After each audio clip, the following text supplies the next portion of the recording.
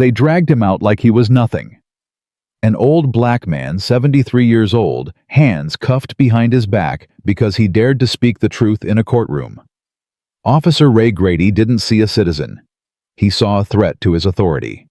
But 30 minutes after those cell doors slammed shut, 6 federal SUVs surrounded the precinct. The cameras died. The locks froze. And Grady realized he'd just arrested the one man the FBI told him never to touch. Before we dive in, hit that subscribe button. Stay with me until the end of this story, because what happens next will blow your mind. And drop a comment telling me what city you're watching from. I want to see how far this story travels. Now let's begin. You should have asked my name first. Those were the only words Isaac Rowe spoke when Officer Ray Grady slammed him against the precinct wall. Not a shout, not a plea. Just a quiet statement that landed like a judge's gavel in an empty courtroom. Grady wasn't listening. Grady never listened. Courtroom 6B, Tuesday morning. Civil case property dispute. 23 families about to lose their homes because a lawyer in a $3,000 suit couldn't be bothered to check his citations. Mitchell Strome stood at the podium, gesturing like he was arguing before the Supreme Court, instead of a half-empty room in a county courthouse. Your Honor, pursuant to State Code 52-19 subsection C, my client has every legal right to proceed with the eviction. The precedent was clearly established in Morrison versus Thompson versus Ridley. The correction came from the third row. Calm, clear, final. Strome stopped mid-gesture. His hand froze in the air like someone had paused a movie. Excuse me. Isaac Rowe didn't stand, didn't raise his voice, just spoke like a man reading the weather. You're citing State Code 52-19 subsection C. That code was amended in 2019. The case you want is Thompson versus Ridley. Morrison was overturned. The courtroom inhaled. Held it. Strome's face went from pink to red to purple in 3 seconds flat. Your Honor, I don't recall soliciting commentary from the gallery. Didn't solicit it, Isaac said. Still need it. Judge Marianne Keller removed her glasses, pinched the bridge of her nose. She'd been on the bench for 19 years and had developed a specific expression for moments like this, the look of someone who wanted to bang her gavel and her head against the desk simultaneously. Mr. Rowe, she said, this is the 3rd interruption this morning, the 4th this week. I've been lenient because I understand you have a vested interest in this case, but 23 families, Your Honor. Isaac's voice didn't rise. Didn't need to. If the court rules based on an outdated statute, 23 families lose their homes by Friday. I figured that was worth 10 seconds of your time. Strome slammed his folder on the defendant's table. Papers jumped. Your Honor, this is blatant disruption of... He's right. Everyone turned. Sandra Mills stood in the corner by her clerk's station tablet in hand, face pale. 29 years on the job. She'd seen judges retire, lawyers disbarred, and 3 different district attorneys come and go. She didn't speak unless she was certain. The code was amended. April 2019. Morrison versus Langley was overturned on appeal. Thompson versus Ridley is controlling precedent. She looked at Strome. The eviction order is invalid as currently filed. The silence that followed wasn't peaceful. It was the silence of a reputation cracking in real time. Strome's jaw worked. His associate, a kid fresh out of law school, with a face like uncooked dough, whispered something. Strome waved him off. Your Honor, I'd like to request a recess to review. Denied. Judge Keller was looking at Isaac now. Not angry, not grateful, just tired. The kind of tired that comes from watching the same mistakes repeat for 2 decades.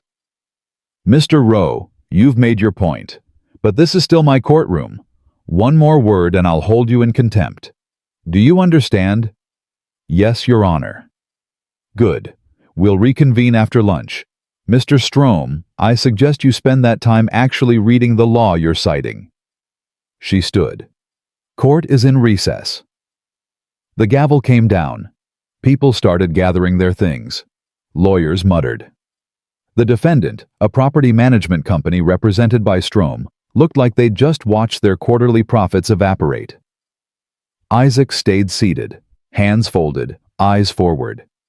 Officer Ray Grady had been in the back row the whole time. He'd come for a noise complaint hearing scheduled after lunch, but that got continued, so he'd stayed because he was bored and because he liked watching the machinery of justice grind people down. That's what the system was supposed to do. Grind. Process. Reduce everything to order. But this old man in a brown cardigan had just thrown a wrench into that machinery. And worse, he'd made Mitchell Strome look like a fool. Grady was 46, 22 years on the force. His father had been a cop. His uncle had been a cop. His grandfather had worked transit police back when they still carried nightsticks and asked questions later. Authority was in his DNA, the way some families had addiction or diabetes. And the first rule his father taught him: never let anyone make you look weak, and never let them make your system look weak. Isaac Rowe had just done both. Grady stood, buttoned his jacket, walked down the aisle with the slow, deliberate stride of a man who owned every inch of floor he crossed. Isaac was still seated when Grady's shadow fell over him. "Sir?" Isaac looked up. His eyes were brown clear and completely unafraid. That bothered Grady more than the interruption had. People were supposed to show respect when a cop addressed them. Not defiance. Respect. "Yes, officer." "You got a law degree I should know about." Isaac smiled, small, sad, like he'd heard the question 1,000 times and the answer hadn't changed. "No, sir. Just a library card and too much time." "Library card doesn't give you the right to disrupt court proceedings." "I wasn't disrupting. I was correcting." Grady's hand drifted to his belt, not to his gun, to his cuffs. Old habit. "Judge said one more word out of you and you're in contempt. I'm saying one more word to me and you're leaving in handcuffs. Your choice." Isaac stood, slowly, joints stiff. He was shorter than Grady by 4 inches, thinner by 60 pounds, older by 3 decades. But something in the way he stood, shoulders back, head level, eyes steady, made Grady's fingers tighten on those cuffs. "I appreciate the warning, officer," Isaac said. "I'll be mindful of the court's rules." He started toward the exit. Grady grabbed his arm. Not hard. Not yet. Just firm enough to stop forward motion. "Hold on. I didn't dismiss you." Isaac looked down at the hand on his arm, then back up at Grady. And for just a second, less than a heartbeat, Grady saw something flicker behind those calm eyes. Recognition. "Do I know you?" Grady asked. His voice came out rougher than he intended. "No, sir." "You sure?" "Because you're looking at me like you've seen me before." "I'm looking at you," Isaac said, "like a man who has his hand on my arm without probable cause. I suggest you remove it before this becomes an incident neither of us wants." Grady's grip tightened. "You threatening an officer?" "No, sir, educating one." That's when Mitchell Strome appeared at Grady's elbow, straightening his tie, voice dripping with the kind of cooperative concern that really meant revenge. "Officer, this man has been disrupting these proceedings for 6 weeks. I've asked the court to remove him multiple times, but Judge Keller seems to think he's some kind of legal scholar instead of, say no more." Grady pulled out his cuffs. The metal clicked. "Sir, turn around. You're under arrest for disruption of court proceedings and failure to comply with a lawful order."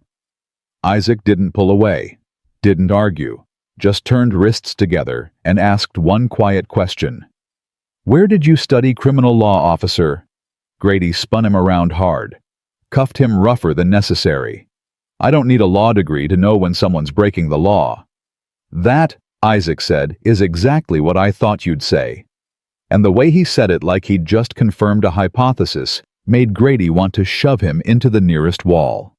Sandra Mills stepped forward, tablet clutched to her chest. "Officer Grady, I really don't think this is... I think you should get back to work, Sandra." Her mouth became a thin line. She looked at Isaac. Isaac shook his head, just once. just barely. She stepped back, but her eyes stayed on them. Grady walked Isaac out of the courtroom, hand clamped on his shoulder badge, catching the fluorescent light boots loud on polished floor. A few people stared. Most looked away. That's how it worked. Authority moved through a space and people parted like they were reading a script they'd memorized since childhood. In the hallway, Isaac spoke again, soft, almost conversational. "You don't remember Charleston." Grady stopped walking. "What?" "Charleston, June 2006, Federal Courthouse. You were there." Grady's stomach dropped. "I don't know what you're talking about." "Yes, you do. Keep walking." "You testified for the defense. Case number 06-CR-4721. They asked you 3 times if you were certain about your testimony. You said yes every time." Grady shoved him forward, harder than before. "I said keep walking." "And when they showed you the body cam footage, the footage that showed Marcus with his hands up, you said the angle was distorted. You said the camera lied." Grady's heart was hammering now. "I don't know anyone named Marcus." "You killed him." "I didn't kill anyone." "You testified that he reached for your partner's weapon. You testified that Officer Brennan had no choice. You testified that the shooting was clean." Isaac's voice was still calm, still quiet, but it cut deeper than any shout could. "My brother was 26 years old. He was unarmed, and you stood in front of a federal judge and said he deserved to die." Grady stopped at the elevator, pressed the button 6 times. "You're confused. You're thinking of someone else." "No, Officer Grady. I'm thinking of you." The elevator doors opened. Grady shoved Isaac inside, hit the basement button. The doors closed.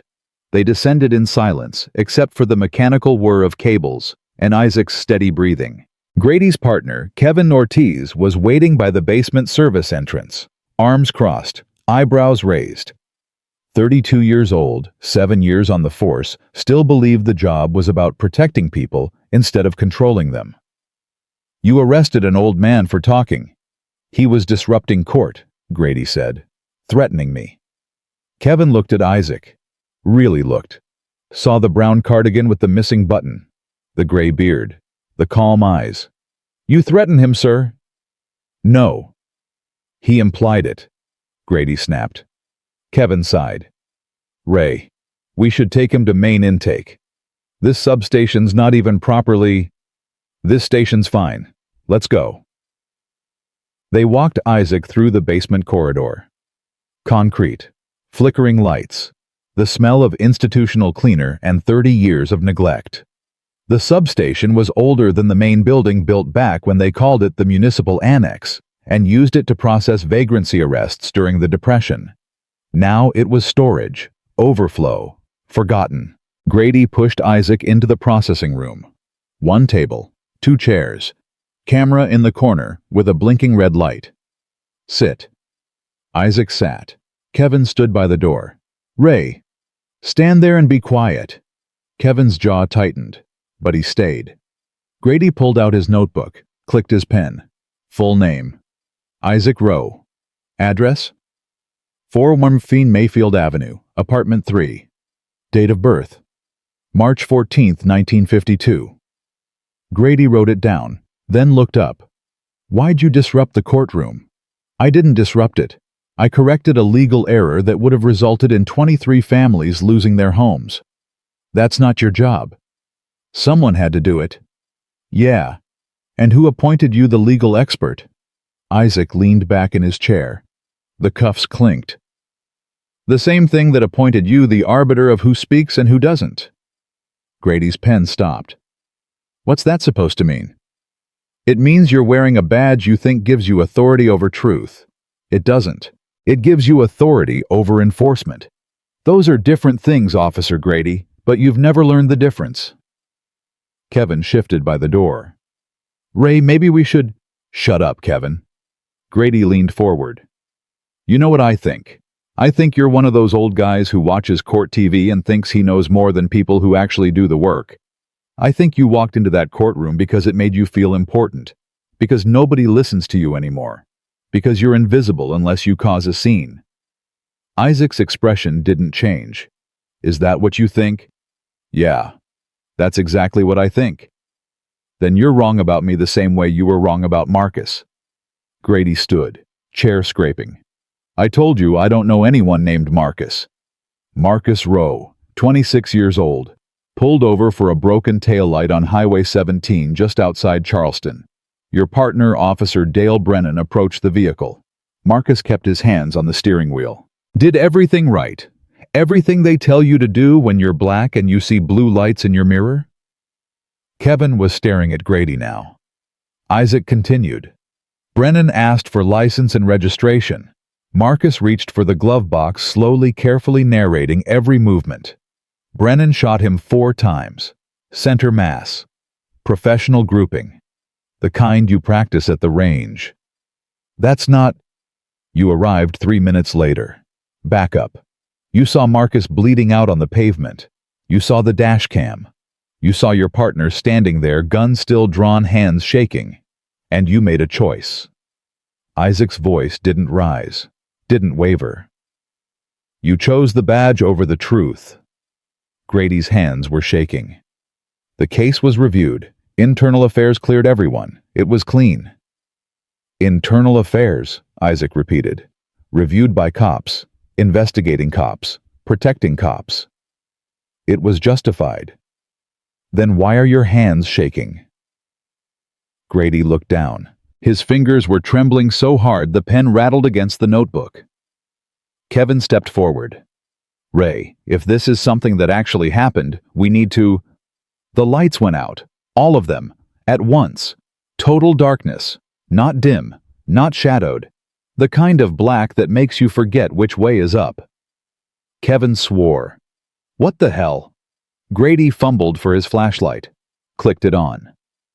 The beam cut through the dark and landed on Isaac's face. The old man hadn't moved. Hadn't flinched. Just sat there, cuffed hands resting on the table, expression unchanged. Power outage, Grady said. His voice was too loud.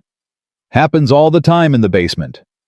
But even as he said it, he knew it was wrong. The lights had been fine. The building was old, but the electrical was updated in 2019.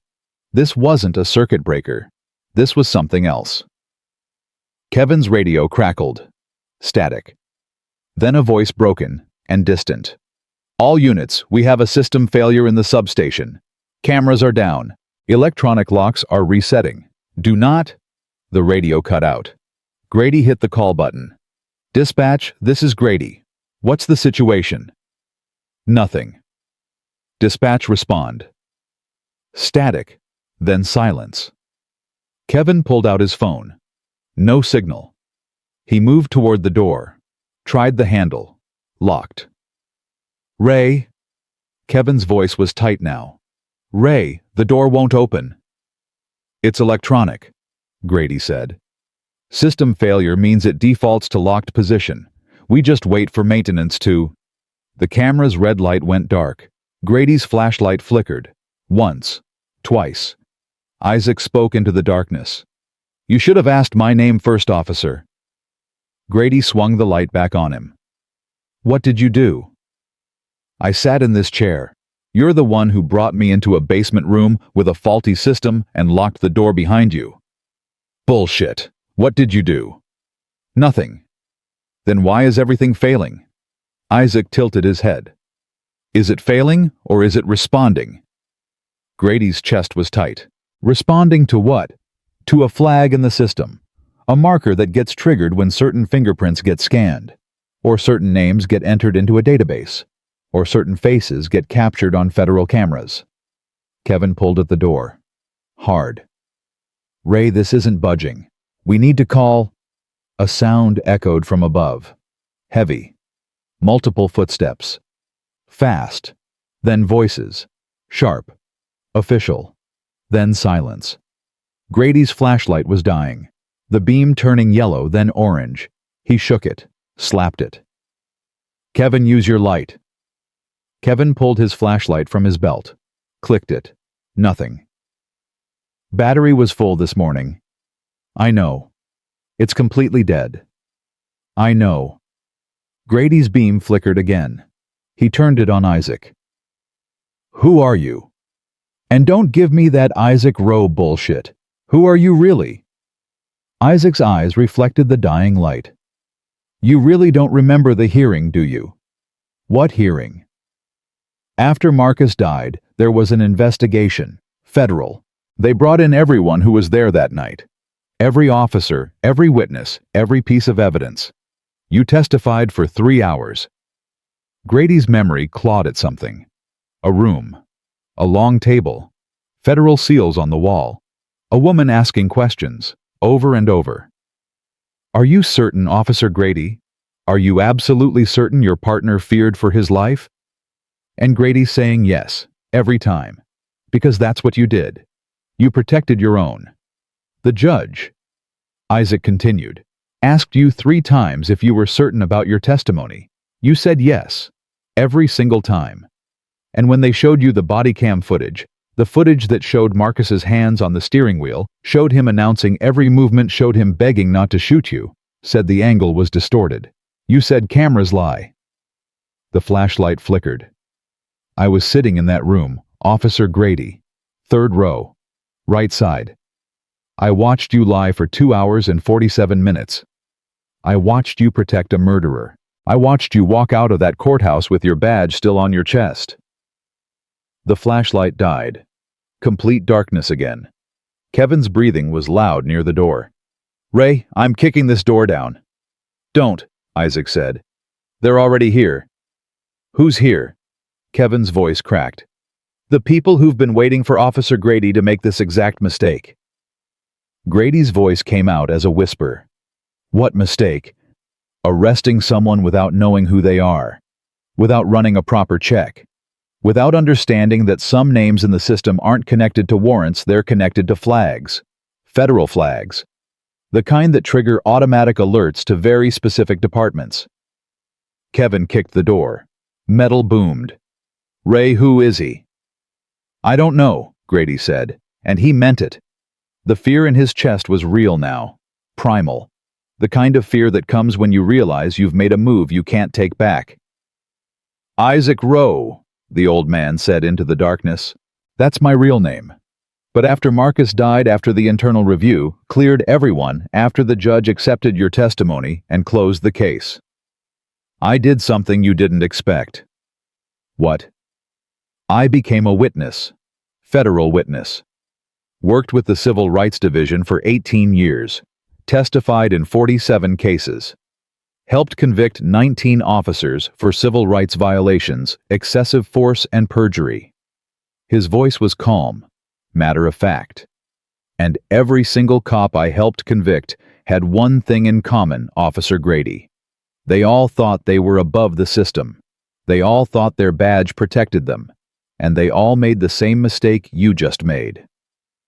Grady's legs felt weak. What mistake? They touched me. The door burst open. Light flooded in. Harsh. LED white. Painful after the darkness. Kevin stumbled back. Grady raised his hand against the glare. Standing in the doorway were 6 figures in dark suits. No uniforms, no visible badges, no weapons drawn. Just 6 people who moved with the kind of coordinated precision that made local cops look like children playing dress-up. The woman in front, mid-40s, short gray hair, face like carved stone, looked past Kevin, past Grady, directly at Isaac. Mr. Rowe, she said, we've been trying to reach you for 23 minutes. Isaac stood, slowly. The cuffs were still on. I was detained. Her eyes cut to Grady. Cold. Final. Officer, remove the restraints. Now. Grady's voice came out broken. Who are you? She held up a black ID wallet. Federal Shield. FBI. The letters OB7 underneath Office of the Bureau Division 7, Civil Rights. Special Agent Victoria Chen, Civil Rights Division. Uncuff him. Grady's hands moved on autopilot. He unlocked the cuffs. They clattered to the floor. Isaac rubbed his wrists. "Thank you, officer. I know you were just doing what you thought was your job." The kindness in his voice was worse than any curse. Agent Chen stepped aside. "Mr. Rowe, if you'll come with us. Your testimony is scheduled for 3 p.m., and we can't afford any more delays." Testimony. Kevin's voice was small. "For what?" Chen looked at him. "Federal Grand Jury. Case number 25 CR 8847. Officer Dale Brennan retired, and 3 other officers from the Charleston PD are being indicted for civil rights violations and conspiracy to obstruct justice. Mr. Rowe is our primary witness. He's been under federal protection for 6 months." Kevin turned to Grady. "Ray?" But Grady couldn't speak, couldn't move. The room was spinning. Isaac walked toward the door, stopped beside Grady, leaned in close enough that only Grady could hear. "You built this cage to hold others," he whispered. "You forgot one day it might close from the outside." Then he walked out. Agents flanked him, professional, protective. Chen stayed behind, looked at Grady with something that might have been pity if it had been warmer. "Officer Grady, you're being placed on administrative leave effective immediately. Your supervisor will be notified within the hour. Until then, you and your partner remain in this building. Don't leave, don't make calls, don't talk to anyone." "On whose authority?" Grady's voice was barely holding together. She didn't smile. "The kind you just violated." They left. The door stayed open. The lights stayed on, but the building felt colder, smaller, like the walls were closing in. Kevin slid down against the wall, head in his hands. Ray, what did you do in Charleston?" Grady didn't answer. He was staring at the empty doorway, at the space where Isaac Rowe had just disappeared, and all he could think was one thing: I should have asked his name first. Somewhere above them, engines started. Heavy vehicles, professional engines, moving with purpose. In Grady's pocket, his phone began to ring. Caller ID unknown. His hands were shaking so hard he almost dropped it. He answered. A man's voice. Calm, official, federal. "Officer Raymond Grady." "Yeah. This is Supervisory Special Agent Thomas Carson with the FBI's Office of Professional Responsibility. You are being placed on immediate administrative leave, pending review of your testimony in case 06 CR 4721. Your conduct during the arrest of a federal witness and possible charges of obstruction of justice. Do not leave the building.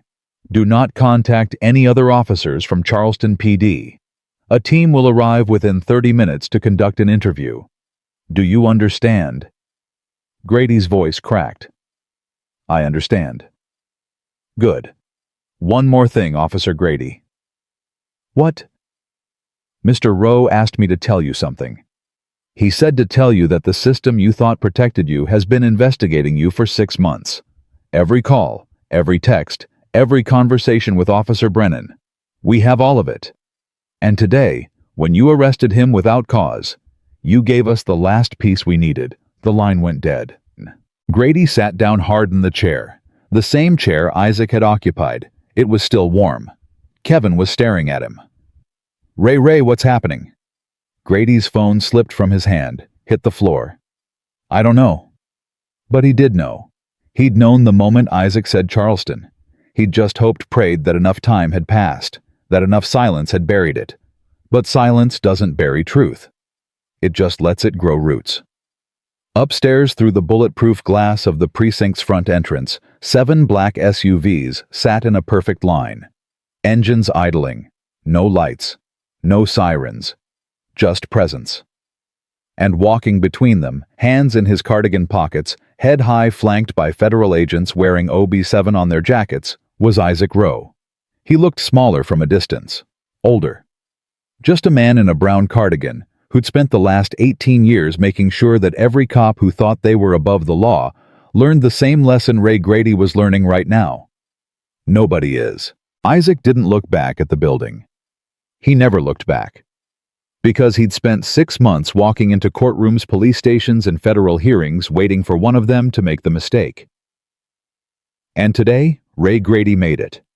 Inside the basement processing room, Grady sat with his head in his hands, badge heavy on his chest, future crumbling like old concrete. Kevin sat beside him. "Did you lie, Ray, in Charleston? Did you lie?" Grady didn't answer. He didn't need to. The silence said everything. And somewhere in the distance, a car door closed. An engine pulled away. And Isaac Rowe rode toward a federal courthouse where a grand jury waited to hear him speak the same way he'd been speaking for 18 years. Calm, clear, true. The way Marcus never got to. The phone lay on the floor between them like evidence at a crime scene. Kevin picked it up, looked at the screen. Call ended. He set it on the table, hands careful like it might explode. "Ray." Grady didn't move, still sitting in that chair, still staring at the empty doorway. "Ray, we need to talk about Charleston." "There's nothing to talk about. They said 6 months. They've been investigating you for 6 months." "I heard what they said. And you didn't think to mention it. To me, to anyone." Grady finally looked up. His face was gray. "I didn't know." "You didn't know they were investigating you, or you didn't know what you did was wrong." The silence that followed was answer enough. Kevin stood. Paced. 3 steps to the wall, 3 steps back. The room felt smaller than it had 10 minutes ago. "I've been your partner for 2 years, Ray. 2 years. And you never mentioned Charleston. Never mentioned a federal hearing. Never mentioned a dead kid named Marcus Rowe. He wasn't a kid, he was 26. That's what you're focusing on, his age. I'm focusing on facts." "Facts." Kevin laughed, bitter, short.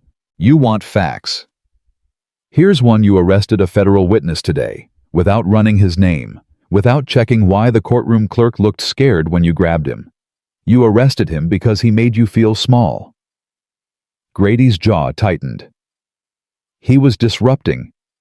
He was correcting a lawyer's mistake. That's not disruption. That's civic duty. It's not his job to. And it's not your job to arrest people for making you uncomfortable. Grady stood. Chair scraping. "You don't know what happened in Charleston." "Then tell me." "It's not." "Tell me, Ray. Because in about 20 minutes, federal agents are going to walk through that door and ask me what I saw today. And I need to know if I'm covering for a good cop who made a mistake or a dirty cop who's been lying for 20 years. The words hung in the air like gun smoke. Grady's hands clenched, unclenched. It wasn't supposed to go that way. What wasn't? The stop. Marcus Rowe. It was just a broken taillight. Routine. Then how'd it end with 4 bullets? Grady closed his eyes. Dale was nervous. It was his first week after probation. He was jumpy. And Marcus reached for the glove box and Dale thought he was going for a weapon. Was he? No. Then why did you testify that he was? Because Dale was my partner. Because that's what you do. You protect your own. Kevin stared at him. Even when they're wrong. Especially when they're wrong. Because if we don't have each other's backs, who does? The law, Ray. The law has our backs, when we're doing it right. The law didn't see what I saw. What did you see? Grady opened his eyes. They were wet. I saw Dale standing over a body shaking so hard he couldn't holster his weapon. I saw him looking at me like I was the only thing between him and prison. I saw a kid, a guy bleeding out on the pavement because he moved wrong at the wrong time. And I made a choice. The wrong choice. The only choice. Dale had a wife, 2 kids, a mortgage, a life. Marcus Rowe was already dead. Nothing I said was going to bring him back. Kevin's voice dropped. But what you said kept Dale out of prison. Yeah. And put Isaac Rowe through 18 years of hell. Grady didn't answer. Kevin walked to the door, tried the handle again, still locked. He pressed his forehead against the cold metal. They're going to crucify you. I know. Your pension, your badge, everything. I know. And you did it anyway. For Dale. For the system. Kevin turned. What? I did it for the system, Grady said. Because if we start prosecuting cops every time they make a split-second decision, nobody's going to want this job. Nobody's going to put on the badge. And then what chaos? Anarchy. The whole thing falls apart. So you lied to hold it together. I testified to protect it. You testified to protect yourself. Grady's face went red. Watch your mouth. Or what, you'll arrest me too. Lock me in a basement and wait for the FBI to come get me. Kevin. No. You don't get to Kevin me. You don't get to act like we're still partners after I just watched you brutalize an old man for speaking truth in a courtroom. You grabbed him, Ray. You cuffed him. You dragged him down here like he was a criminal. And the whole time he was calmer than you. Smarter than you. Better than you. Grady's fists clenched. Get out. We're locked in. Then shut up. Not anymore. I've been shutting up for 2 years.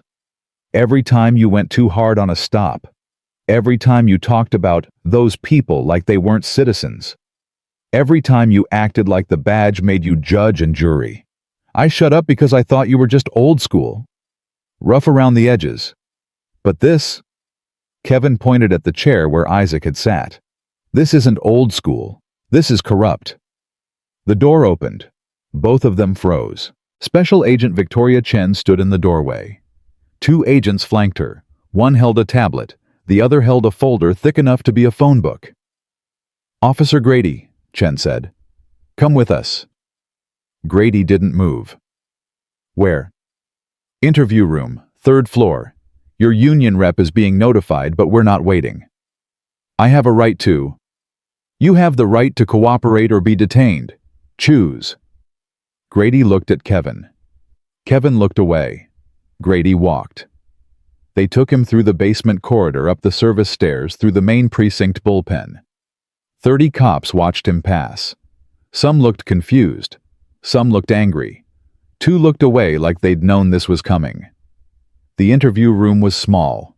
White walls, gray table, 2 chairs, camera in the corner with a blinking red light. Grady sat. Chen sat across from him. The 2 agents stood by the door. Chen opened the folder. Officer Raymond Grady, badge number 4782, 22 years on the force, 12 commendations, 3 excessive force complaints all dismissed, 2 internal reviews both cleared. She looked up. You've had a good career. Had, Chen confirmed. Let's talk about June 14, 2006. Grady's stomach dropped. Highway 17, just outside Charleston. You were backup on a traffic stop. Officer Dale Brennan primary. Subject was Marcus Anthony Rowe, age 26. Broken taillight. What happened? I already testified to this. 20 years ago. Case closed. Case reopened. What happened?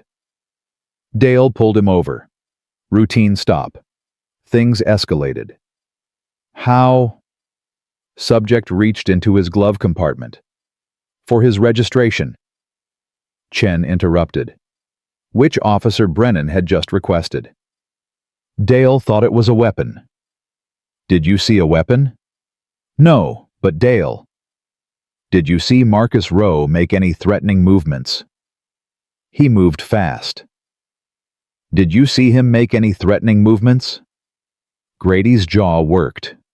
He reached into the glove compartment. After announcing his intention, after narrating every movement, after keeping his hands visible on the steering wheel for 47 seconds, we have the dashcam Officer Grady. We've had it for 6 months. We've analyzed every frame. Marcus Rowe did everything right. Your partner shot him anyway. Dale was scared. Being scared doesn't justify murder. It wasn't murder. It was a mistake. Then why did you lie about it? Grady's hands were shaking again. I didn't lie. Chen slid a photo across the table. Body cam still.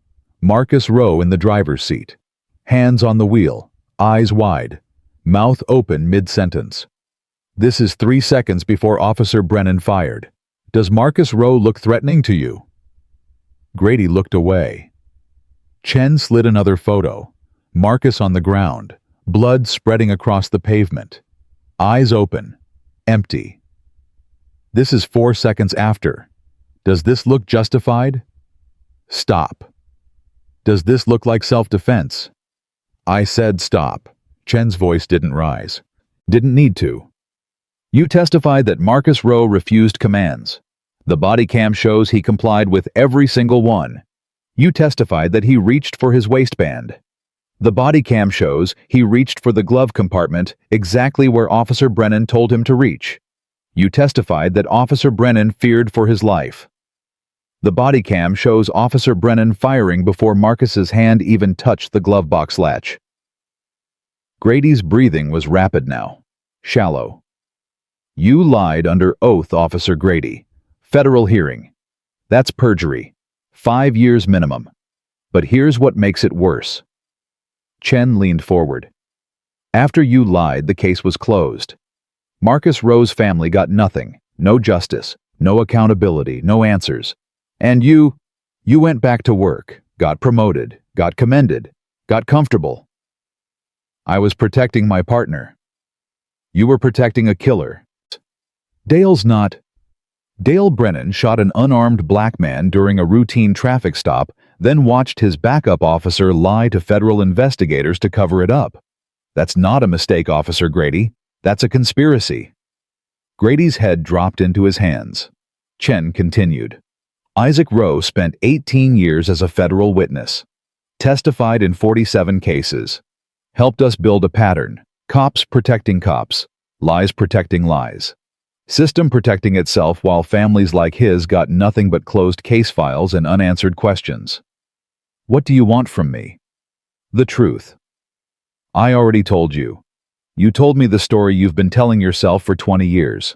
I want the actual truth. What really happened that night? Grady was silent for a long moment. When he spoke, his voice was barely audible. Dale panicked. Marcus moved. Dale fired. It happened so fast I didn't. You didn't what? I didn't see a threat. I saw a scared cop and a dead civilian, and I chose the cop. Why? Because that's what we do. Not anymore. Chen stood. Officer Grady, you're being placed on administrative leave pending formal charges. You'll be notified of arraignment within 72 hours. Probable charges include perjury, obstruction of justice, and conspiracy to violate civil rights. Your badge and weapon, now. Grady's hands moved like they belonged to someone else. He unclipped his badge, set it on the table. It made a sound like a door closing. Then his gun. Service weapon. Glock 22. 22 years of weight. Chen picked up both. You're free to go. Don't leave the state. Don't contact Officer Brennan. Don't talk to any witnesses. Do you understand? Yeah. Officer Ortiz will drive you home. Your vehicle is impounded pending investigation. Grady stood, legs weak, the room tilted. Chen walked to the door, stopped. One more thing. What? Isaac Rowe asked me to give you a message. Grady's chest tightened. What message? He said to tell you he doesn't hate you. He said hate takes energy he doesn't have anymore. But he wants you to know that every time you put on that badge and looked in the mirror, Marcus was looking back. Every time you closed your eyes, Marcus was there. And every time you told yourself you did the right thing, you were lying. Not just to the court, to yourself. Grady's vision blurred. He said Marcus would have been 46 this year, same age as you. He would have been a father, maybe a grandfather, would have paid taxes and voted and done everything you think makes someone worthy of being treated like a human being. But you took that from him, not with a bullet, with a lie. Chen opened the door. Goodbye, Officer Grady. Or just Grady, I guess. She left. Grady stood alone in the interview room. No badge, no gun, no partner. Just a man in a uniform that suddenly felt like a costume. Across town in a federal courthouse 3 miles away, Isaac Rowe sat in a witness room. Hands folded, brown cardigan buttoned, gray beard trimmed. A young prosecutor, Amanda Price, 32 Civil Rights Division hungry and smart, sat across from him with a legal pad covered in notes. "Mr. Rowe, are you ready?" "I've been ready for 18 years. The defense is going to be aggressive. They're going to attack your credibility, your memory, your motivation. They're going to say you're bitter, that you're biased, that you've spent 2 decades building a vendetta against law enforcement. Let them. They're going to bring up every case you've testified in, every cop you've helped convict. They're going to make you look like you have an agenda." Isaac smiled, sad, tired. "I do have an agenda, Ms. Price. It's called justice. They'll twist that. They can try." Amanda set down her pen. "Mr. Rowe, I need to ask you something off the record. There's no such thing in a federal building." "Fair point." She leaned forward. Why spend 18 years doing this? Testifying, investigating, helping us build cases. You could have taken the settlement, could have moved on, could have lived a quiet life. Why this?" Isaac was quiet for a moment. When he spoke, his voice carried the weight of every courtroom he'd ever sat in. "Because Marcus can't speak, and someone has to. That's it. That's everything." A knock on the door. An agent poked his head in. "Grand jury's ready, Mr. Rowe." Isaac stood, adjusted his cardigan. "How do I look?" Amanda smiled, like someone who's about to terrify 23 grand jurors. "Good." They walked through the courthouse. Marble floors, high ceilings, the kind of building designed to make you feel small and the law feel permanent. The grand jury room was larger than Isaac expected. 23 citizens sat in rows. Regular people, teachers, mechanics, retirees, office workers, the kind of jury that actually represented America instead of the sanitized version lawyers preferred. Isaac took his seat in the witness box, raised his right hand, swore to tell the truth he'd been carrying for 18 years. Amanda stood. "Mr. Rowe, please state your name and occupation for the record." "Isaac Rowe, retired postal worker, federal witness for the Civil Rights Division since 2007. "How did you become a federal witness?" "My brother was killed by a police officer during a traffic stop. The officer was cleared. I was not." A few grand jurors shifted in their seats. "Can you tell us what happened on June 14, 2006? Isaac took a breath. Marcus was driving home from his shift at the hospital. He was a nurse. Pediatrics. He loved kids. Said they were honest in a way adults forgot how to be. His voice didn't waver, didn't break, just carried the story forward. Highway 17, 10:30 at night. His taillight was broken. He'd been meaning to fix it, but he worked doubles most weeks and time got away from him. Officer Dale Brennan pulled him over. What happened next? Marcus did everything right. Hands on the wheel, waited for the officer to approach, announced every movement before he made it. "Officer, I'm reaching for my license now. It's in my wallet, in my back pocket." Like that. Clear, careful, because that's what we teach black men in this country, how to survive a traffic stop. One grand juror, a black woman in her 50s, nodded slightly.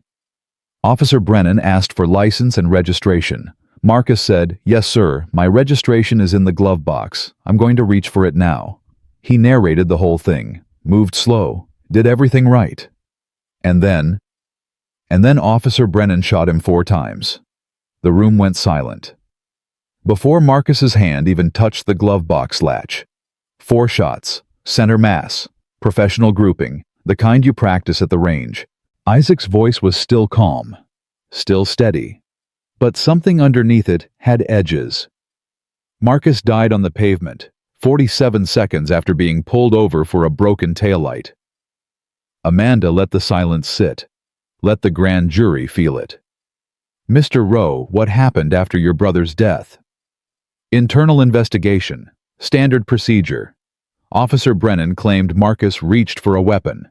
Officer Grady, the backup who arrived 3 minutes after the shooting, corroborated the story.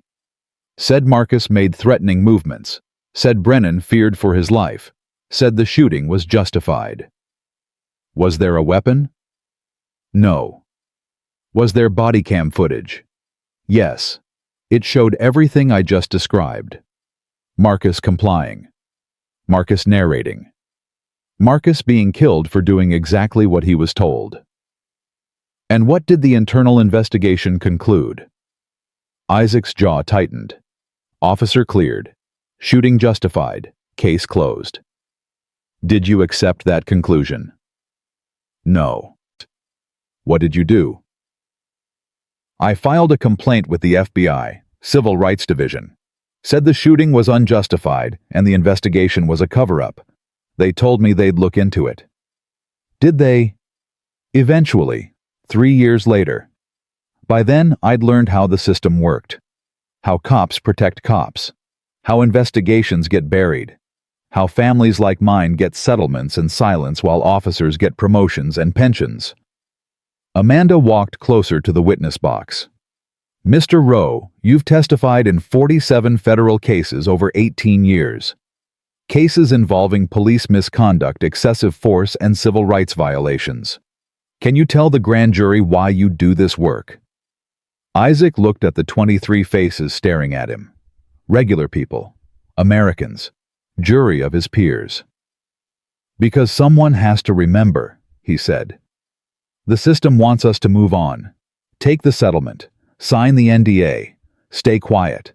But quiet doesn't bring justice. It just makes room for the next Marcus. And the next. And the next. His voice grew stronger. Every cop I've helped convict thought they were above the law. Thought the badge protected them. Thought their testimony mattered more than the truth. And every single one of them was wrong. Not because I'm special, but because the law is supposed to be. One of the grand jurors, a white man in his 60s veteran's cap on his lap, raised his hand slightly. Amanda nodded. Mr. Rowe, I served 30 years in the Army. I respect law enforcement. But I gotta ask, do you think all cops are bad? Isaac shook his head. No, sir. I think most cops are good people trying to do a hard job.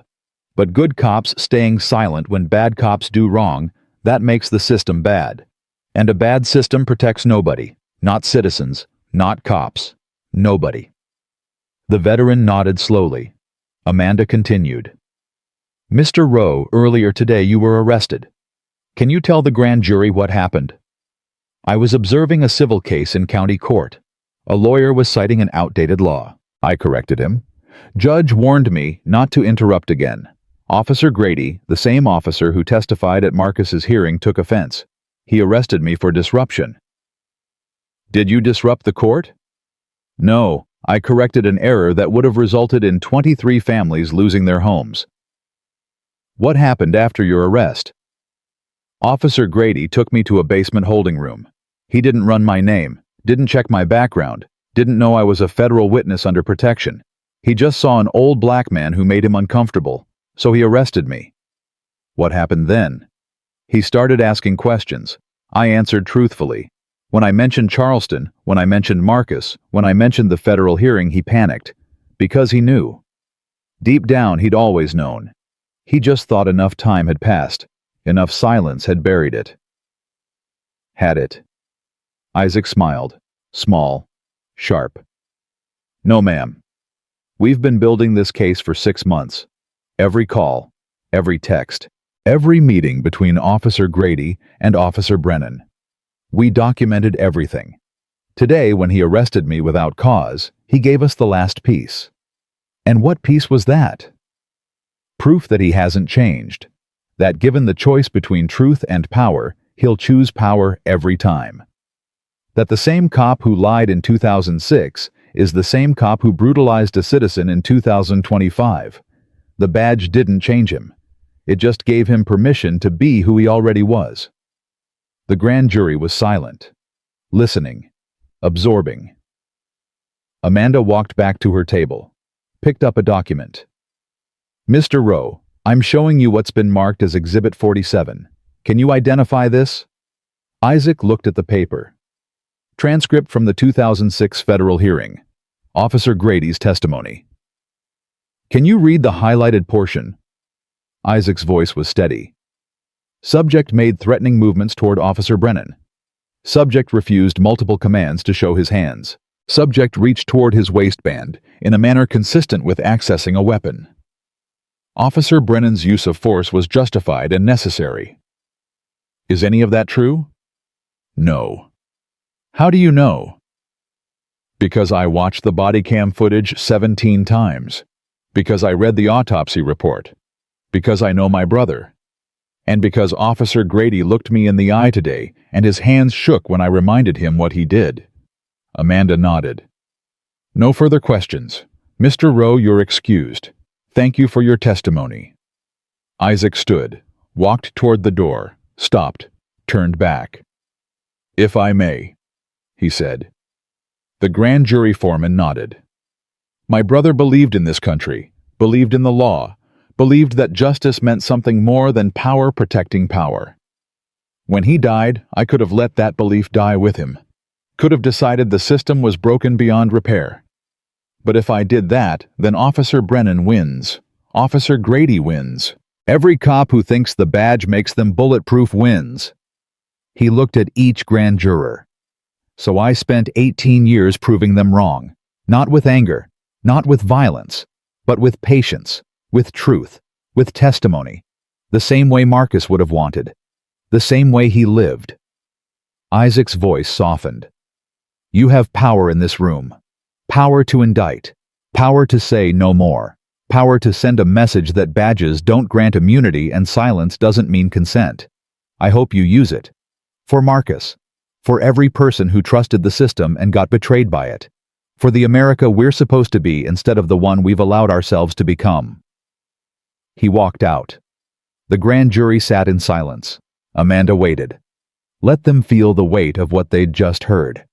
The foreman, a middle-aged woman with kind eyes and tired shoulders, looked at her fellow jurors. I think we need to vote. 23 hands went up, unanimous. The indictment came down 47 minutes after Isaac left the grand jury room. Dale Brennan was watching TV in his den when the knock came. Not loud, not aggressive. Just 3 measured raps that somehow communicated everything before he even opened the door. 2 FBI agents stood on his porch. A man and a woman, both in suits. Both with expressions that said they'd done this 100 times, and it never got easier. Dale Brennan. Yeah. Special Agent Marcus Chen and Special Agent Rebecca Torres, FBI Civil Rights Division. You're under arrest for the murder of Marcus Rowe, obstruction of justice and conspiracy to violate civil rights. You have the right to remain silent. Wait. Wait, what? Chen continued, like Dale hadn't spoken. Anything you say can and will be used against you in a court of law. You have the right to an attorney. This is about Charleston. That case was closed 20 years ago. If you cannot afford an attorney, one will be appointed for you. Do you understand these rights? Dale's wife appeared in the hallway behind him. Dale, what's happening? Go inside, Sharon. Dale, go inside. She backed away, eyes wide, hands shaking. Dale turned back to the agents. I want my lawyer. Smart. Chen pulled out handcuffs. Turn around. Are you serious? I'm retired. I haven't worn a badge in 8 years. This is harassment. Torres spoke for the first time. Her voice was flat, professional. Mr. Brennan, we can do this easy or we can do this hard. Your choice. Dale turned around. The cuffs went on. Cold metal, familiar weight. He'd put these on hundreds of people over his career. Never thought he'd feel them from the other side. They walked him to the car. Neighbors watched from windows. Mrs. Chen from next door was watering her lawn. She stopped. Hose drooping. Water pooling on the concrete. Dale kept his head down. At the federal building, they processed him like any other arrestee. Fingerprints. Mugshot. Property inventory. The agents were polite, efficient, completely impersonal. They put him in an interview room and left him there for 90 minutes. When the door finally opened, it wasn't the agents who'd arrested him. It was a woman in her 40s, sharp suit, sharper eyes. She carried a folder thick enough to stop a bullet. "Mr. Brennan, I'm Assistant U.S. Attorney Amanda Price. I'm prosecuting your case." Dale didn't look up. "I'm not saying anything without my lawyer." "That's your right." She sat down anyway, opened the folder. "Your attorney has been notified. He's on his way. But while we wait, I thought you might want to know what we have." I said I'm not. Body cam footage. Dash cam footage. Your personnel file. Internal affairs reports from 6 different incidents. Testimony from 8 witnesses who say you have a pattern of escalating force against black suspects. Phone records showing 47 calls between you and Officer Grady over the past 6 months. Text messages where you discussed keeping quiet about Charleston. She looked up. "Should I continue?" Dale's jaw clenched. "We have Marcus Rowe's autopsy report. 4 gunshot wounds, all from the front. Trajectory analysis shows he was seated when you fired. Hands were in the vehicle. No defensive wounds. No powder residue on his hands. No weapon within reach." Amanda's voice was clinical, cold. "You shot an unarmed man during a routine traffic stop. Then you and Officer Grady conspired to cover it up." "It wasn't like that." "Then what was it like?" Dale's hands clenched on the table.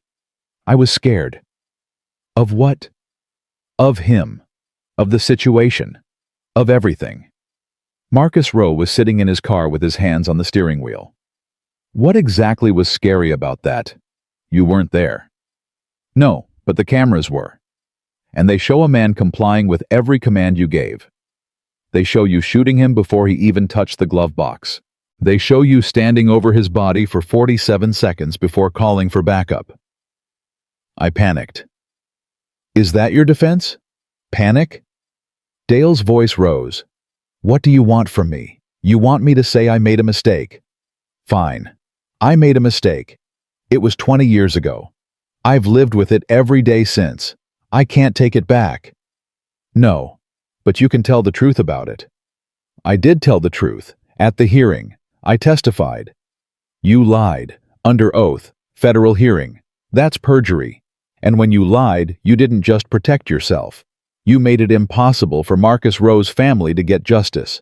You made it possible for Officer Grady to keep his badge. You made it easier for the next cop to shoot the next unarmed civilian, and know that the system would protect them too." Dale looked away. Amanda stood. "Your lawyer will be here in 20 minutes. Use that time to think about whether you want to keep lying or whether you want to cooperate. Because right now, you're looking at life in prison. But if you testify against Officer Grady, if you tell the truth about what really happened, the U.S. Attorney might consider a plea." "What kind of plea?" "The kind where you see daylight again before you're 70. She left. Dale sat alone in the interview room. No badge, no gun, no alibi left after 20 years of running from a moment he couldn't outrun. Across town, Kevin drove Grady home in silence, the kind of silence that felt heavier than conversation. Grady stared out the window. Streets he'd patrolled for 2 decades, neighborhoods he'd protected, people he'd served. None of it felt the same anymore. Kevin pulled up to Grady's house. Small ranch. Chain-link fence. American flag on the porch that Grady raised every morning and lowered every night. "Ray." Grady didn't move. "Ray, I need to ask you something." "What?" "Did you know when you arrested Isaac Rowe today? Did you know who he was?" Grady was quiet for a long moment. "Not at first. But when he said Charleston, yeah, then I knew. And you kept going anyway. What was I supposed to do? Let him embarrass me in front of everyone. Let him make me look weak." Kevin's hands tightened on the steering wheel. "He didn't make you look weak, Ray. He made you look exactly like what you are." Grady turned. "What's that supposed to mean?" "It means you had a choice. When he mentioned Charleston, when he told you about Marcus, you could have stopped, could have called a supervisor, could have said, 'Wait, let me check something.' But you didn't. You doubled down. Because admitting you were wrong was worse than being wrong." "You don't understand." "Then help me understand. Because I've been your partner for 2 years and I thought I knew you. Thought you were hard but fair, tough but honest. Now I don't know what you are." Grady opened the door. "I'm a cop who did his job for 22 years, protected his partner, served his community, kept order when everyone else wanted chaos. You protected a killer and called it order. Dale made a mistake. Dale committed murder. You helped him get away with it. That's not a mistake. That's a choice. And today you made the same choice again when you arrested an innocent man for making you uncomfortable." Grady got out, slammed the door, walked toward his house without looking back. Kevin watched him go, then pulled out his phone. Dialed. "Internal Affairs. This is Officer Kevin Ortiz, badge 6291. I need to report misconduct I witnessed today." Inside his house, Grady poured 3 fingers of whiskey, drank it, poured 3 more. His wife, Carol, was at her sister's in Phoenix. Wouldn't be back until Thursday. Part of him was grateful. Part of him wished she was here so he wouldn't have to sit alone with what was coming. His phone rang. "Dale." Grady stared at the screen. Let it ring 4 times. 5, 6, answered on 7, answered on. "Dale." "They arrested me." Dale's voice was high, panicked. "FBI came to my house, arrested me in front of Sharon, in front of the neighbors. They're charging me with murder, Ray. Murder." "I know." "You know, how do you know?" "Because they arrested me too. Well, not arrested, but they took my badge, my gun. Said I'm being charged with perjury and obstruction." Dale was breathing hard. "What do we do?" "Get a lawyer." "I have a lawyer. He says we're screwed unless one of us cooperates." Grady's hand tightened on the glass. "What are you saying?" "I'm saying the prosecutor offered me a deal. 20 years instead of life, if I testify against you." The silence stretched like piano wire. "Dale, I'm not saying I'm taking it, I'm just saying they offered." "Don't." "Ray, I'm 62 years old. 20 years means I die in prison. Life means I never even get to see my grandkids through glass. You testify against me, you're spitting on everything we built, everything we stood for." "What did we stand for, Ray? What did we really stand for?" Grady didn't answer. Dale's voice cracked. "I shot a kid for reaching into his glove box. You helped me cover it up. We didn't stand for justice. We stood for ourselves. We stood for each other. That's what partners do. And look where it got us." Dale's breathing was ragged now. Wet. "I can't do life, Ray. I can't. Sharon's got health problems. My daughter just had her second kid.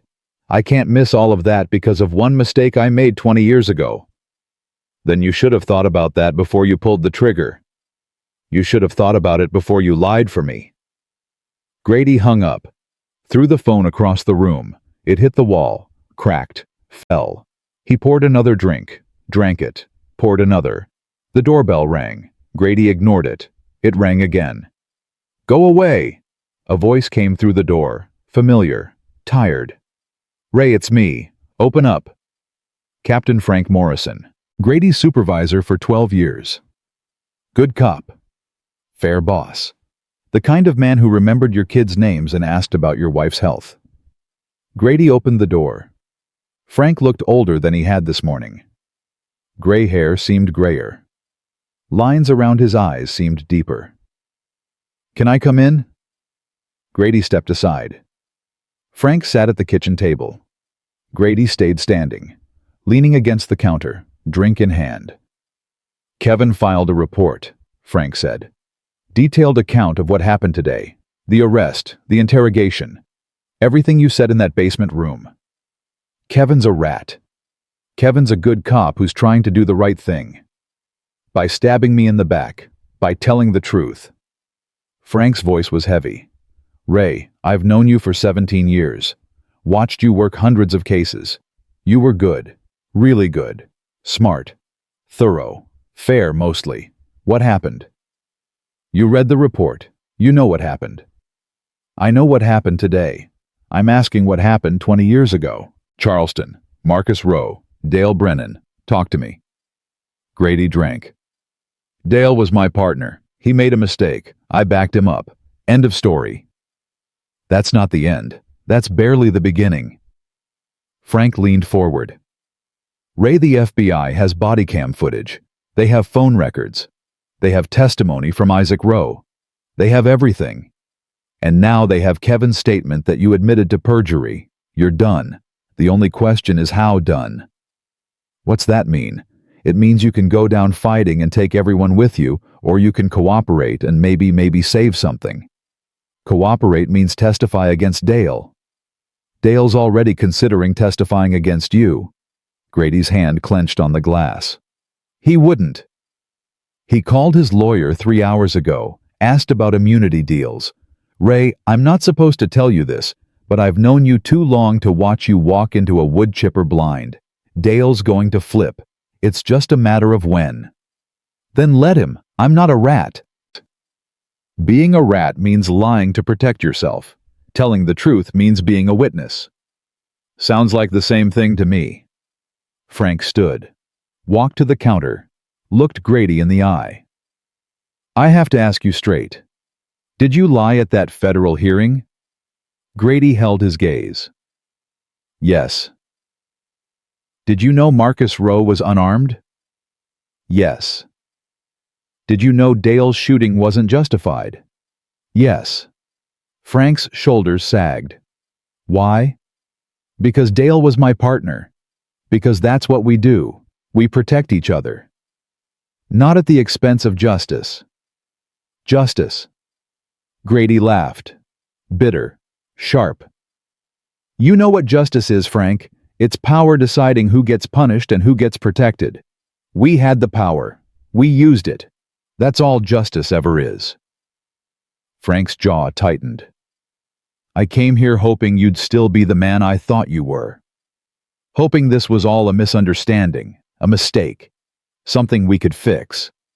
He walked toward the door. But you're not that man. Maybe you never were. Frank. Turn in your credentials tomorrow, 9 a.m., HR office. Don't make this harder than it has to be. He left. Grady stood in his kitchen, alone, drink in hand, badge gone, partner turning, career over, 22 years reduced to one question. Was it worth it?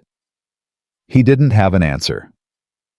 Across town, Isaac Rowe sat in his small apartment, 3rd floor, Mayfield Avenue, the same apartment he'd lived in for 31 years, the same apartment Marcus used to visit every Sunday for dinner, the same apartment that still had Marcus's jacket hanging in the closet because Isaac couldn't bring himself to give it away. His phone rang. Amanda Price. Mr. Rowe, they voted. And unanimous. True bill on all counts. Officer Brennan, Officer Grady, and 2 other officers from Charleston PD who helped cover it up. Arraignment is Monday morning. Isaac was quiet. Mr. Rowe, are you there? I'm here? I thought you'd be happy. I'm not happy, Ms. Price. I'm tired. Isaac's voice carried 18 years of exhaustion. I'm tired of courtrooms, tired of testimony, tired of watching men lie about things they know are true. I'm tired of fighting a system that fights back twice as hard. I'm just tired. Then rest. You did it. After 18 years, you did it. Did I? Dale Brennan will get a plea deal. Grady will get a lawyer who'll drag this out for 3 years. The other 2 will claim they were just following orders. And in the end, maybe one of them goes to prison for 5 years instead of 20. Maybe none of them do. That's not justice. That's just paperwork with consequences. Amanda's voice softened. Mr. Rowe, I've been a prosecutor for 11 years. I've seen a lot of cases, a lot of witnesses. Most people would have given up after the first year. You didn't.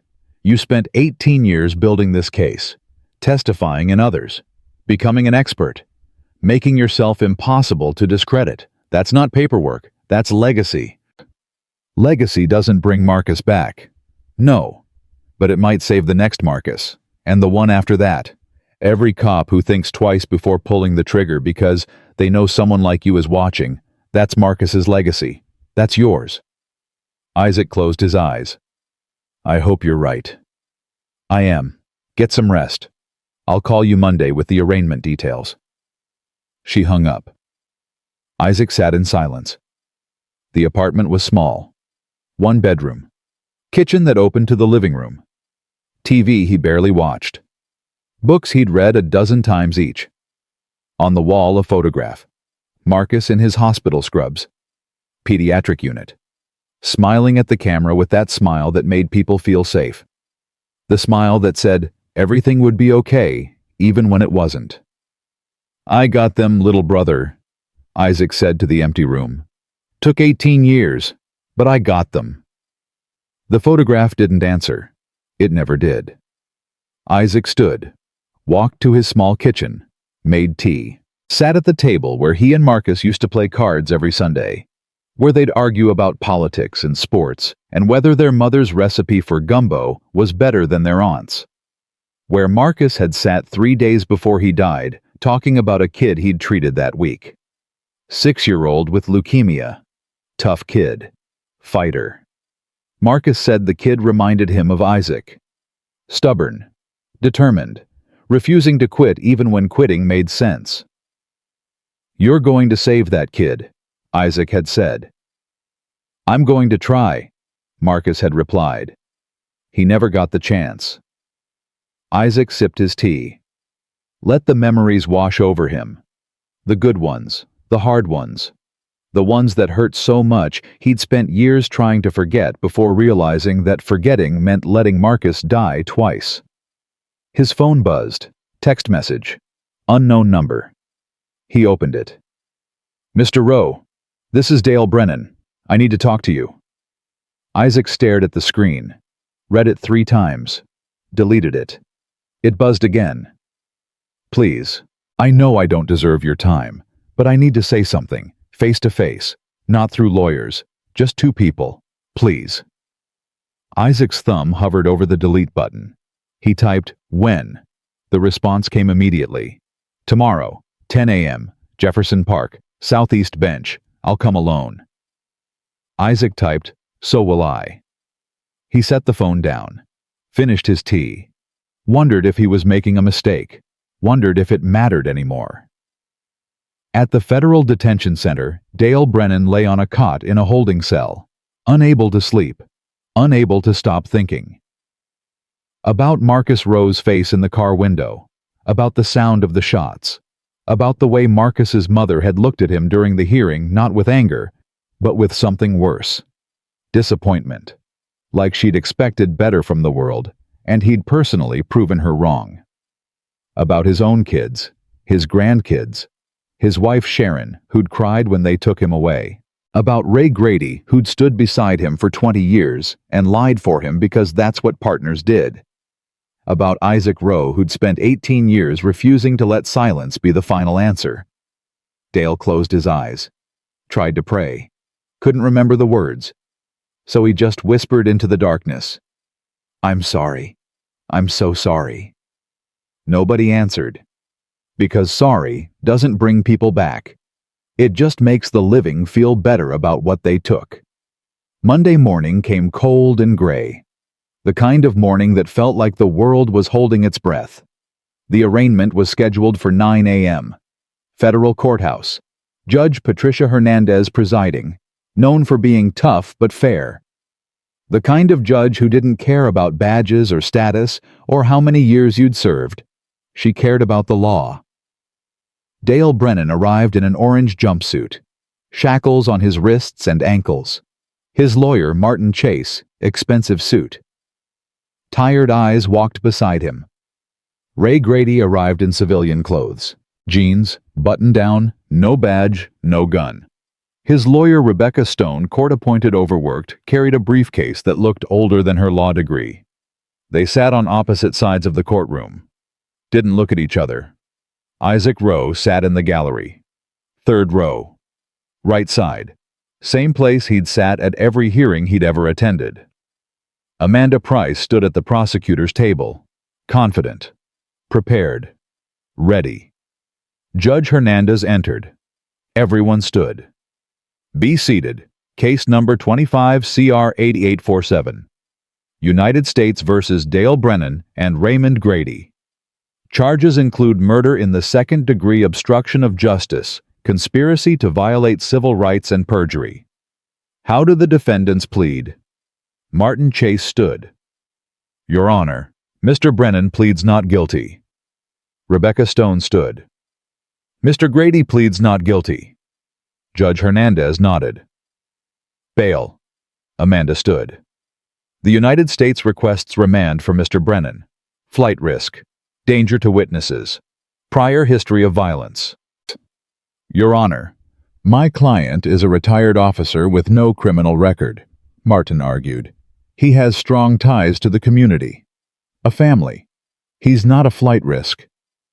Judge Hernandez looked at the file in front of her. Mr. Brennan, you're charged with killing an unarmed man and lying about it for 20 years.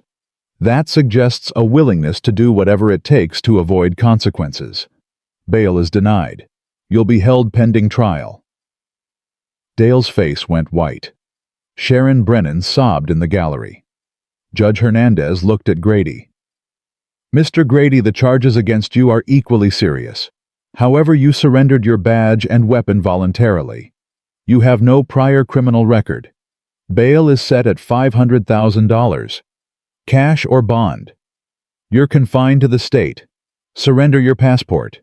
GPS monitoring. No contact with co-defendants or witnesses. Understood. Grady's lawyer stood. Understood, Your Honor. Trial date is set for April 7th. That gives both sides 90 days to prepare. Anything else? Amanda stood. Your Honor, we've had preliminary discussions with Mr. Brennan's attorney regarding cooperation. We'd like to request a status conference in 30 days to see if a resolution can be reached. Martin Chase stood quickly. We're exploring all options, Your Honor. Judge Hernandez's eyes narrowed. Mr. Chase is your client considering a plea. We're in discussions, Your Honor. Nothing's decided. Then decide quickly. I won't delay this trial for plea negotiations. You have 30 days. Use them wisely. She banged her gavel. We're adjourned. Dale was led out in shackles. He looked back once. At Sharon. At his kids. At the life he'd just watched disappear behind bars. Grady walked out with his lawyer. Free. For now. Isaac stayed seated. Watched them all leave. Watched the courtroom empty. Amanda approached. Mr. Rowe, you okay? I don't know. Brennan's going to flip. I'd bet my career on it. What about Grady? Grady's tougher. Pride. Loyalty. The old code. He might fight all the way to trial. And if he does, then we win. The evidence is overwhelming. Body cam, phone records, your testimony, Kevin Ortiz's statement. We'll get convictions on all counts. Isaac nodded. And if he doesn't, if he pleads, then it's over faster. Justice gets served. You get to rest. Rest. Isaac smiled. Sad. Tired. I haven't rested since 2006, Ms. Price.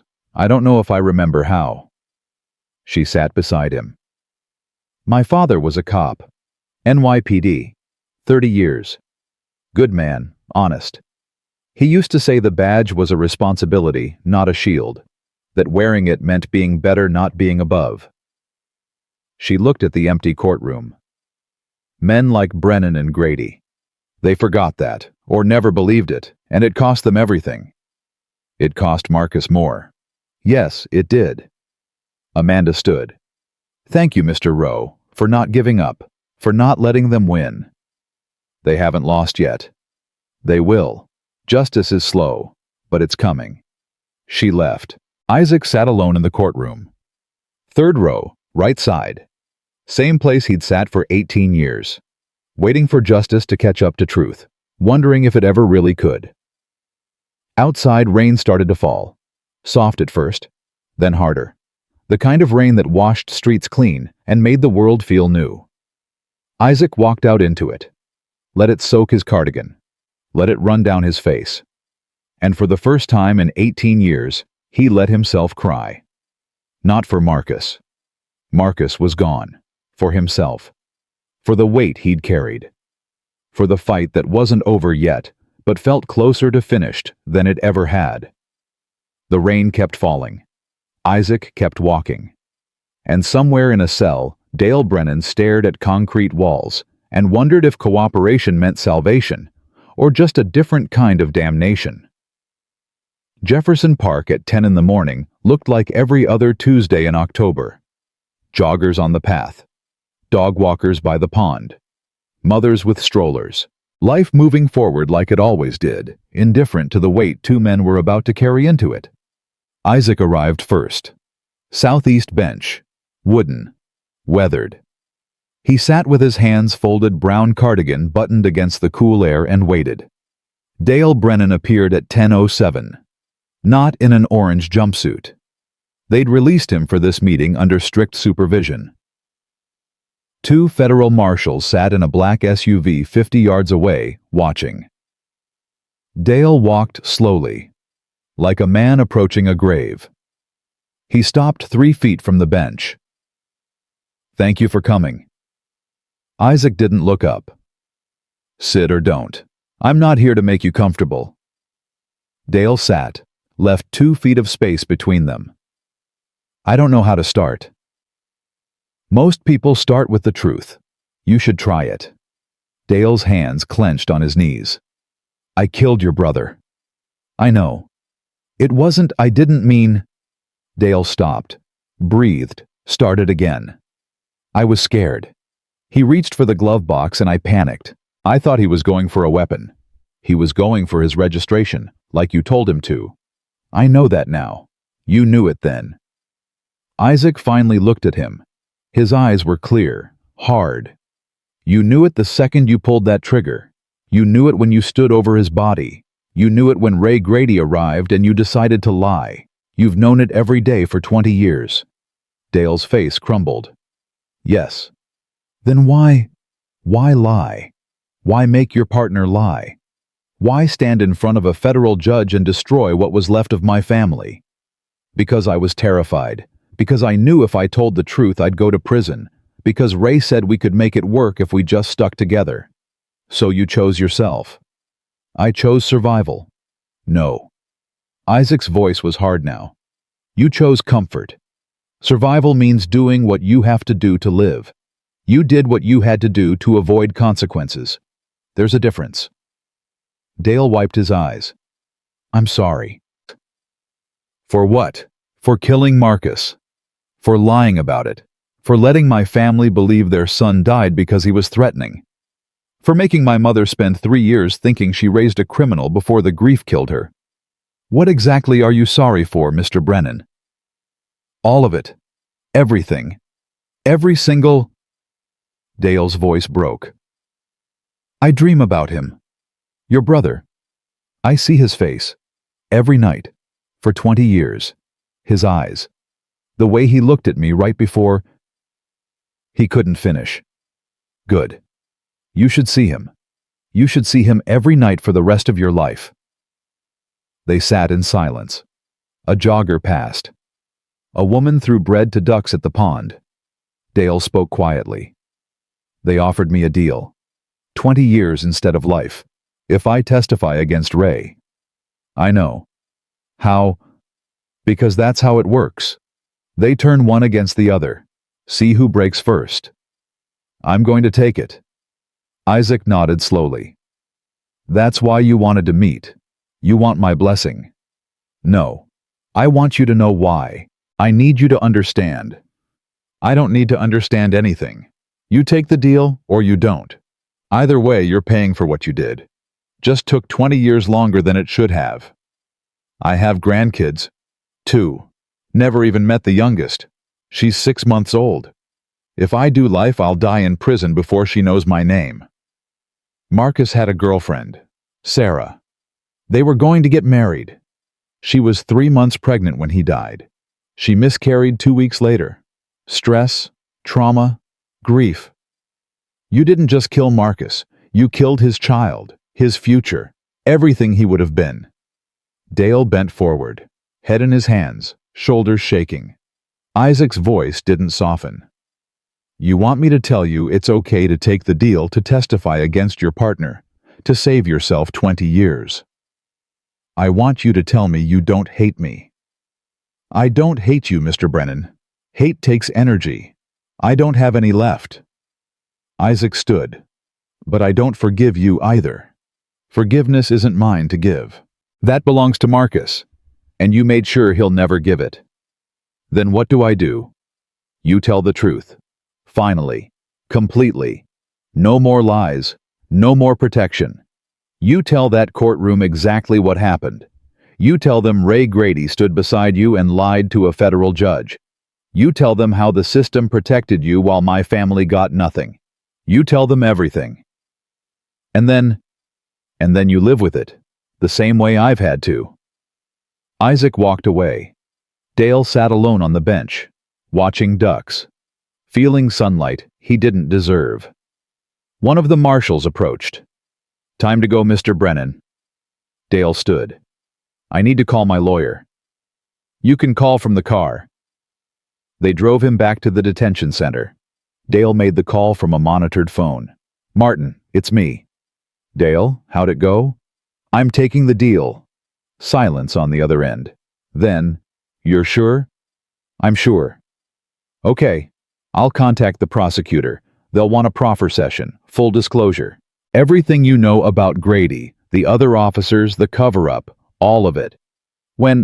Tomorrow, maybe the day after, they'll move fast once you commit. Martin, yeah. Am I doing the right thing? Martin was quiet for a moment. The right thing was telling the truth 20 years ago. This is just the least wrong thing you can do now. Dale hung up. In a coffee shop 3 miles away, Ray Grady sat alone at a corner table. 3rd cup of coffee. Hadn't slept. Couldn't eat. Just sat and stared at his phone, waiting for it to ring with news he knew was coming. It rang at 11:43. Rebecca Stone, his lawyer. Ray, we need to talk. What happened? Brennan's cooperating. His lawyer just contacted the prosecutor. They're doing a proffer session Thursday morning. Grady's coffee cup stopped halfway to his mouth. He's testifying against me. Yes. That son of a... Ray, listen to me. This changes everything. With Brennan's testimony, they don't need anything else. He was there. He'll say you lied. He'll say you conspired. He'll corroborate Isaac Rowe's testimony. We're looking at conviction on all counts. So what do? We explore our options. What options? The same ones Brennan just took. Cooperation, plea, reduced sentence. You want me to rat?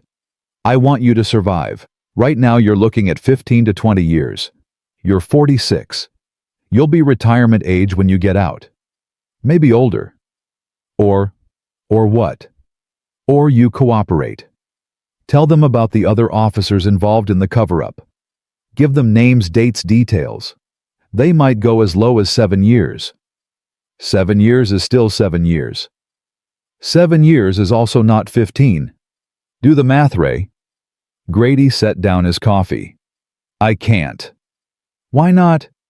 Because I'm not Dale. I don't break. I don't turn on people who trusted me. The people who trusted you are either dead, retired, or about to testify against you. Your loyalty is to ghosts, Ray. My loyalty is to the code, always. The code? Rebecca's voice rose. The code got you arrested. The code is why you're about to lose everything. The code is a fantasy cops tell themselves so they don't have to face what they've become. You don't understand. Then make me understand. Because right now, all I see is a man who's going to die in prison defending people who wouldn't do the same for him. Grady hung up. Sat alone in the coffee shop. watching people live normal lives. Jobs, families, futures, things he'd just lost. His phone buzzed. Text from Frank Morrison. Ray, I heard about Brennan. I'm sorry. If you need to talk, call me. Grady deleted it. Another text. Kevin Ortiz. Ray, it's not too late to do the right thing. Grady blocked the number. Another text. Unknown. Officer Grady, this is Isaac Rowe. I know you're making decisions. I won't tell you what to choose. But I will tell you this, the truth doesn't care about your pride. It just is. You can fight it or you can face it. Either way, it's still the truth. Grady stared at the message for a long time, then threw his phone across the cafe. It shattered against the wall. The barista jumped. Sir. Grady stood, walked out, didn't apologize. He drove. No destination, just movement. Through neighborhoods he'd patrolled, past schools he'd protected, by parks where he'd taught kids about stranger danger and looking both ways, past the courthouse where this all started. He parked, stared at the building. Sandra Mills, the court clerk, walked out, saw him, hesitated, then approached. She stopped by his window. He rolled it down. Officer Grady. Sandra. I heard what happened. Everyone's heard what happened. She looked at him. Really looked. You had a choice that day in the courtroom, when Mr. Rowe corrected the lawyer. You could have let it go. Could have walked away. Could have seen it for what it was, an old man trying to help people keep their homes. He embarrassed the system. He exposed the truth. There's a difference. She paused. I've worked in that courthouse for 29 years. I've seen good cops and bad cops. You were somewhere in between, not evil, just convinced that loyalty mattered more than honesty. And maybe it does in your world, but not in mine, not in the laws. Why are you telling me this? Because I think part of you knows you're wrong. I think that's why you're sitting here, staring at the building, trying to figure out how it all went bad. She leaned down. It went bad the moment you chose the badge over the truth. Everything after that was just consequences catching up. She walked away. Grady sat in his car until the sun went down, then drove home. Inside, he poured a drink, then another. Then stopped because drinking wouldn't change Thursday morning. He called Rebecca. Ray. Set up a meeting with the prosecutor. You're cooperating. I'm listening. There's a difference. I'll call Amanda Price. We can meet tomorrow. Fine. Ray, this is the right choice. We'll see. He hung up, sat in his dark house. No badge, no gun, no partner, no future that looked like the one he'd imagined when he first put on the uniform 24 years ago.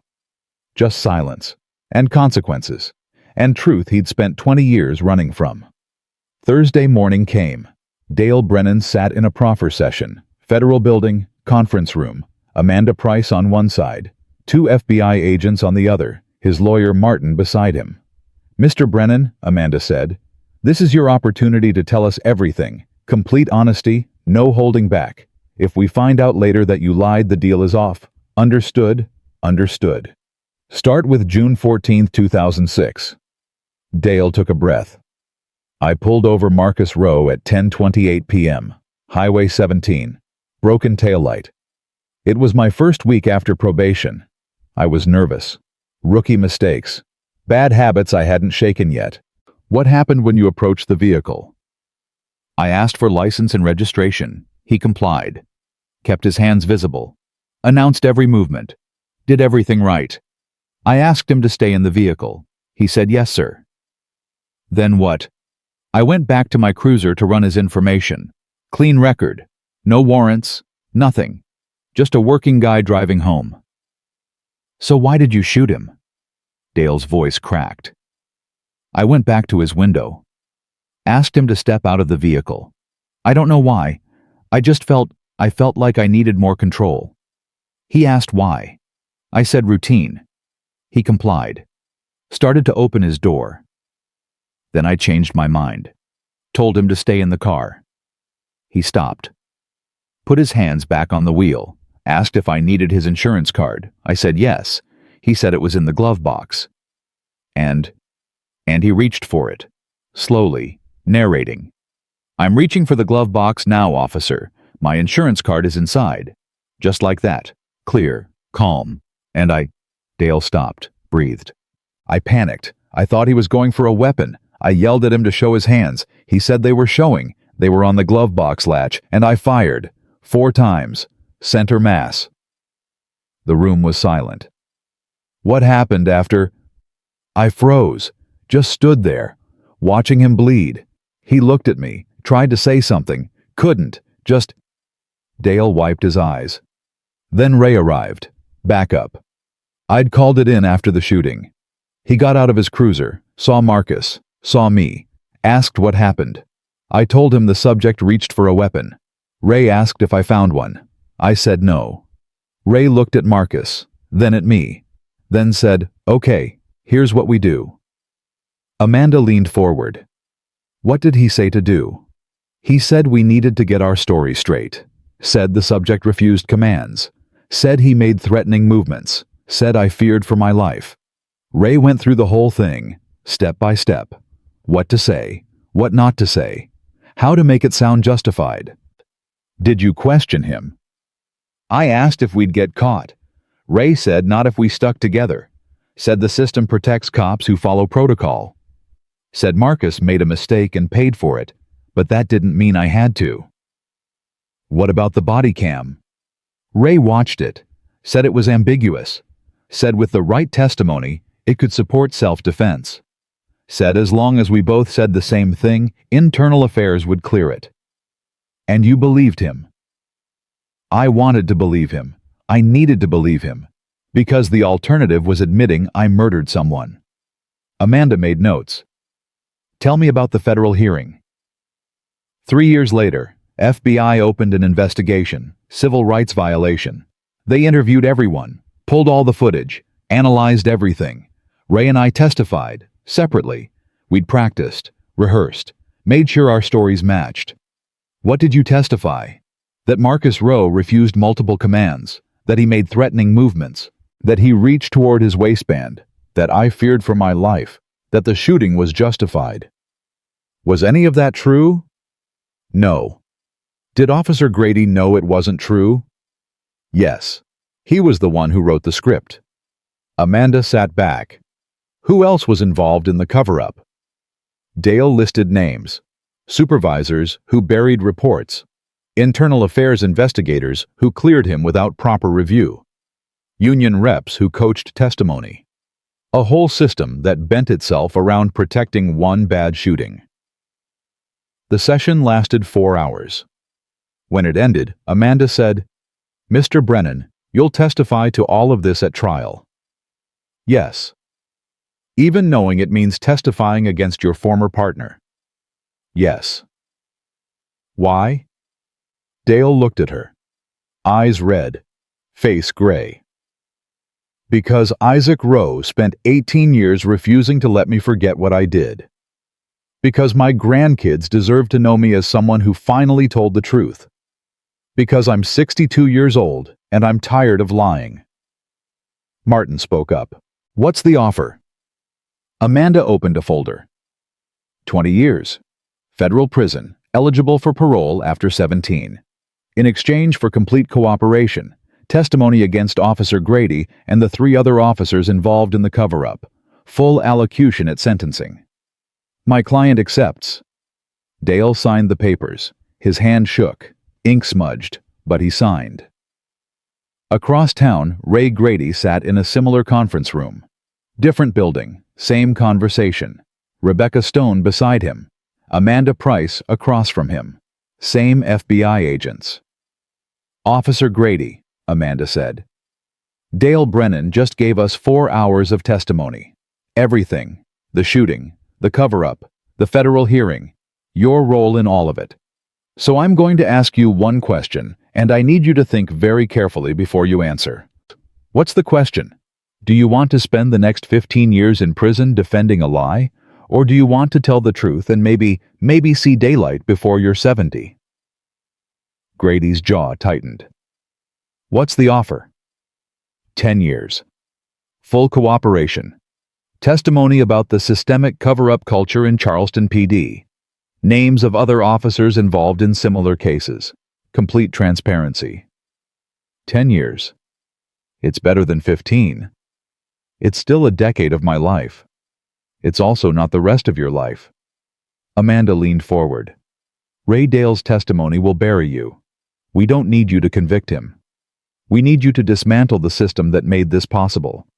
Help us do that, and you get 10 years instead of dying in a cell. Grady looked at Rebecca.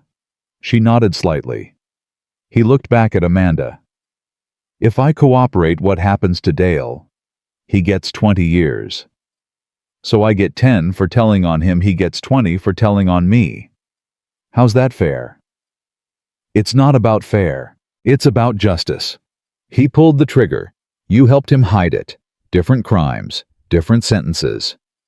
Same system. Yes, the same system that protected both of you for 20 years. That's what we're trying to change. Grady was quiet for a long time. When he spoke, his voice was barely above a whisper. I need to think about it. You have 24 hours. After that, the offer expires. Grady stood. I'll call you tomorrow. He walked out. Rebecca followed. In the hallway, she grabbed his arm. Ray, you can't seriously be considering turning this down. I'm considering whether I can live with myself if I take it. You can't live with yourself in prison either. At least in prison I'll know I didn't break. You already broke 20 years ago when you lied for Dale. This isn't about breaking. It's about whether you're going to keep lying or finally tell the truth. The truth. Grady laughed, bitter. Everyone wants the truth. Isaac Rowe, the FBI, you. But nobody wants to hear my truth. What's your truth? That I did what any cop would do. Protected my partner. Held the line. Kept the system from eating one of its own. That's not corruption. That's survival. Rebecca's voice hardened. No. That's corruption dressed up as loyalty. And it cost Marcus Rowe his life. Marcus Rowe made a mistake. Marcus Rowe did everything right. He followed commands. He announced his movements. He was polite, respectful, and careful. The only mistake he made was being black at a traffic stop. That's it. That's the only reason he's dead. Grady's face went red. You don't know. I know you lied. I know Dale killed an innocent man. I know you helped him get away with it. And I know you're standing here trying to justify it instead of facing it. That's what I know, Ray. And if you can't face it, you're going to die in prison defending a lie nobody believes anymore. She walked away. Grady stood alone in the federal building hallway. People passing, lawyers, agents, witnesses. All of them part of a system he'd served for 22 years. A system that was now grinding him down the same way he'd ground down others. He went home, sat in his house, stared at photos on the wall. His academy graduation. Young, proud, badge shining. His first commendation. Meritorious service. Saving a kid from a burning car. His 20th anniversary on the force. Frank Morrison shaking his hand. Plaque on the wall. All of it meaningless now. His phone rang. Carol. His wife. He answered. Hey. Ray, I heard. About Dale. About the testimony. Are you...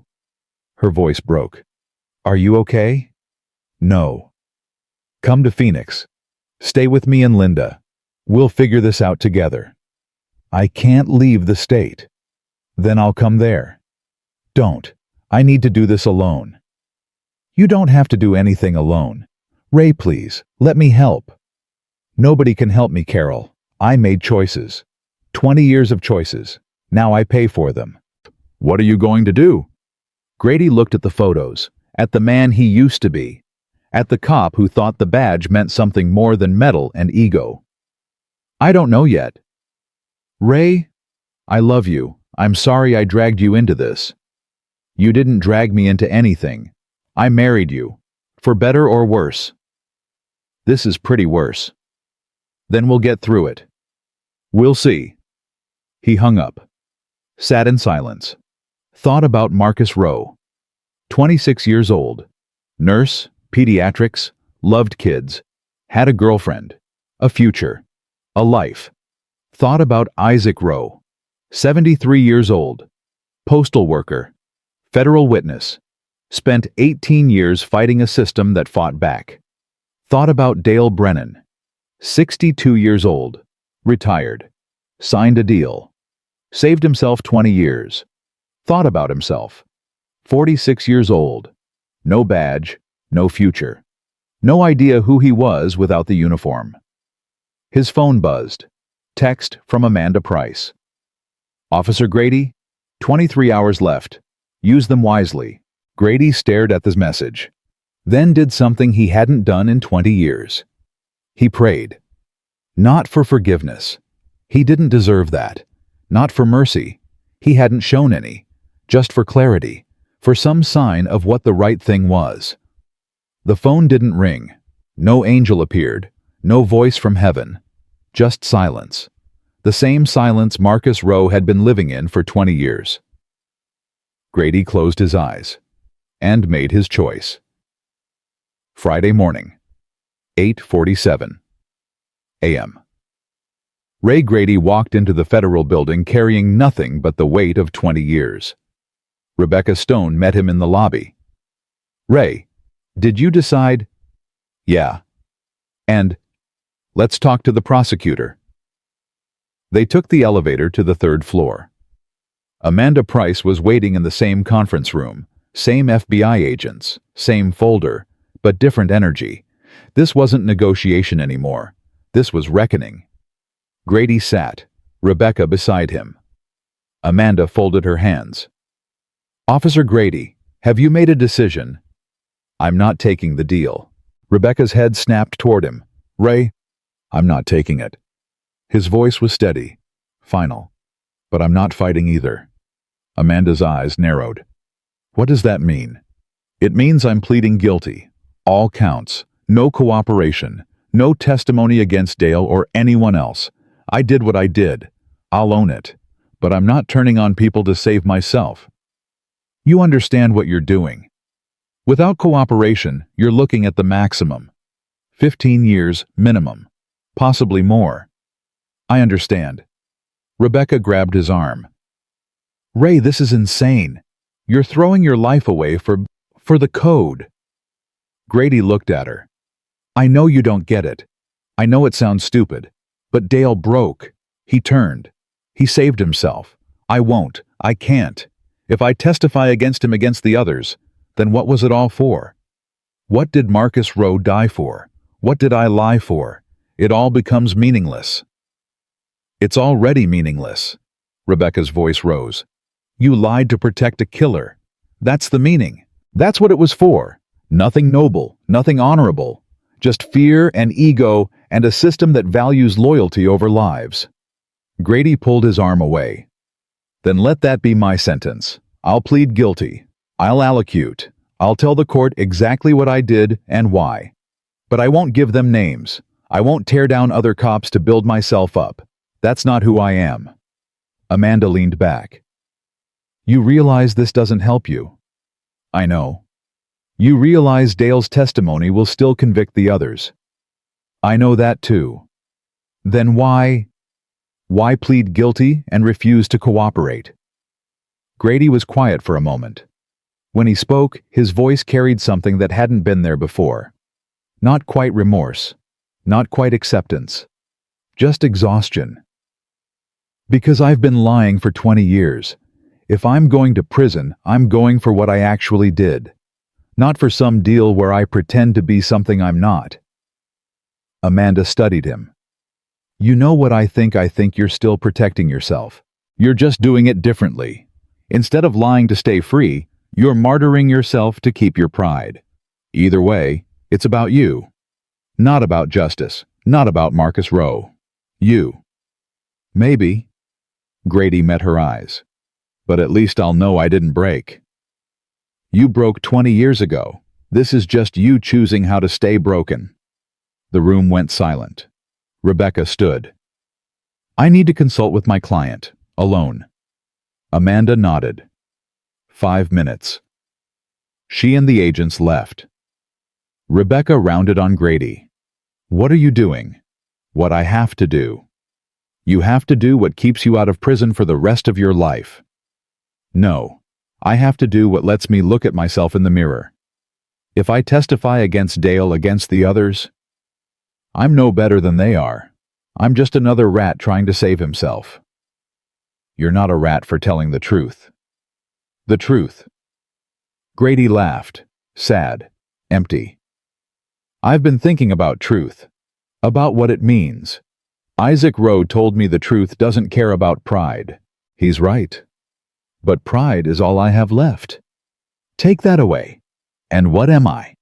Just another cop who got caught." Rebecca sat down hard. "You're going to die in prison." "Probably. And you're okay with that." "I'm not okay with any of this. But it's the choice I can live with. Or die with. Whichever comes first." She closed her eyes. "I can't advise this. Ethically, legally, I cannot advise you to reject a deal that would save you years of your life." "Then don't advise it. Just accept it." Ray. "Rebecca, I'm done. I'm tired. I lied for Dale because that's what partners do.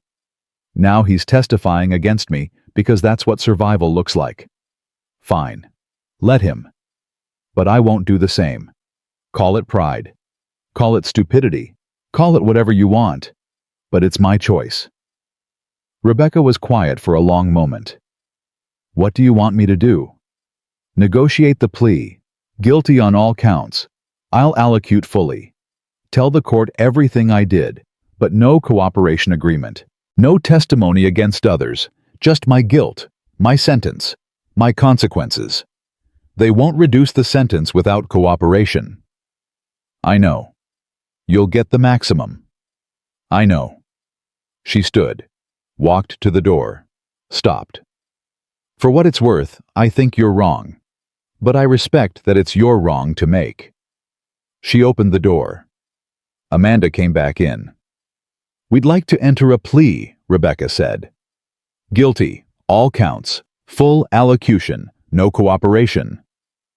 Amanda looked at Grady. "You're certain?" "Yes." "Then we'll schedule the plea hearing, Monday morning, Judge Hernandez. You'll allocute before sentencing. Full truth. Complete disclosure of your actions. Understood?" "Understood." "One more thing, Officer Grady." "What?" "Isaac Rowe will be there, in the courtroom, watching you admit what you did. Are you prepared for that?" Grady's hands clenched. "I don't have a choice." "You always had a choice. You just keep making the wrong one." Monday morning came cold and clear. The federal courthouse steps were crowded with reporters, cameras, microphones, news vans. Inside courtroom 6 was packed. Gallery full, standing room only. Isaac Rowe sat in the 3rd row, right side, same place he always sat.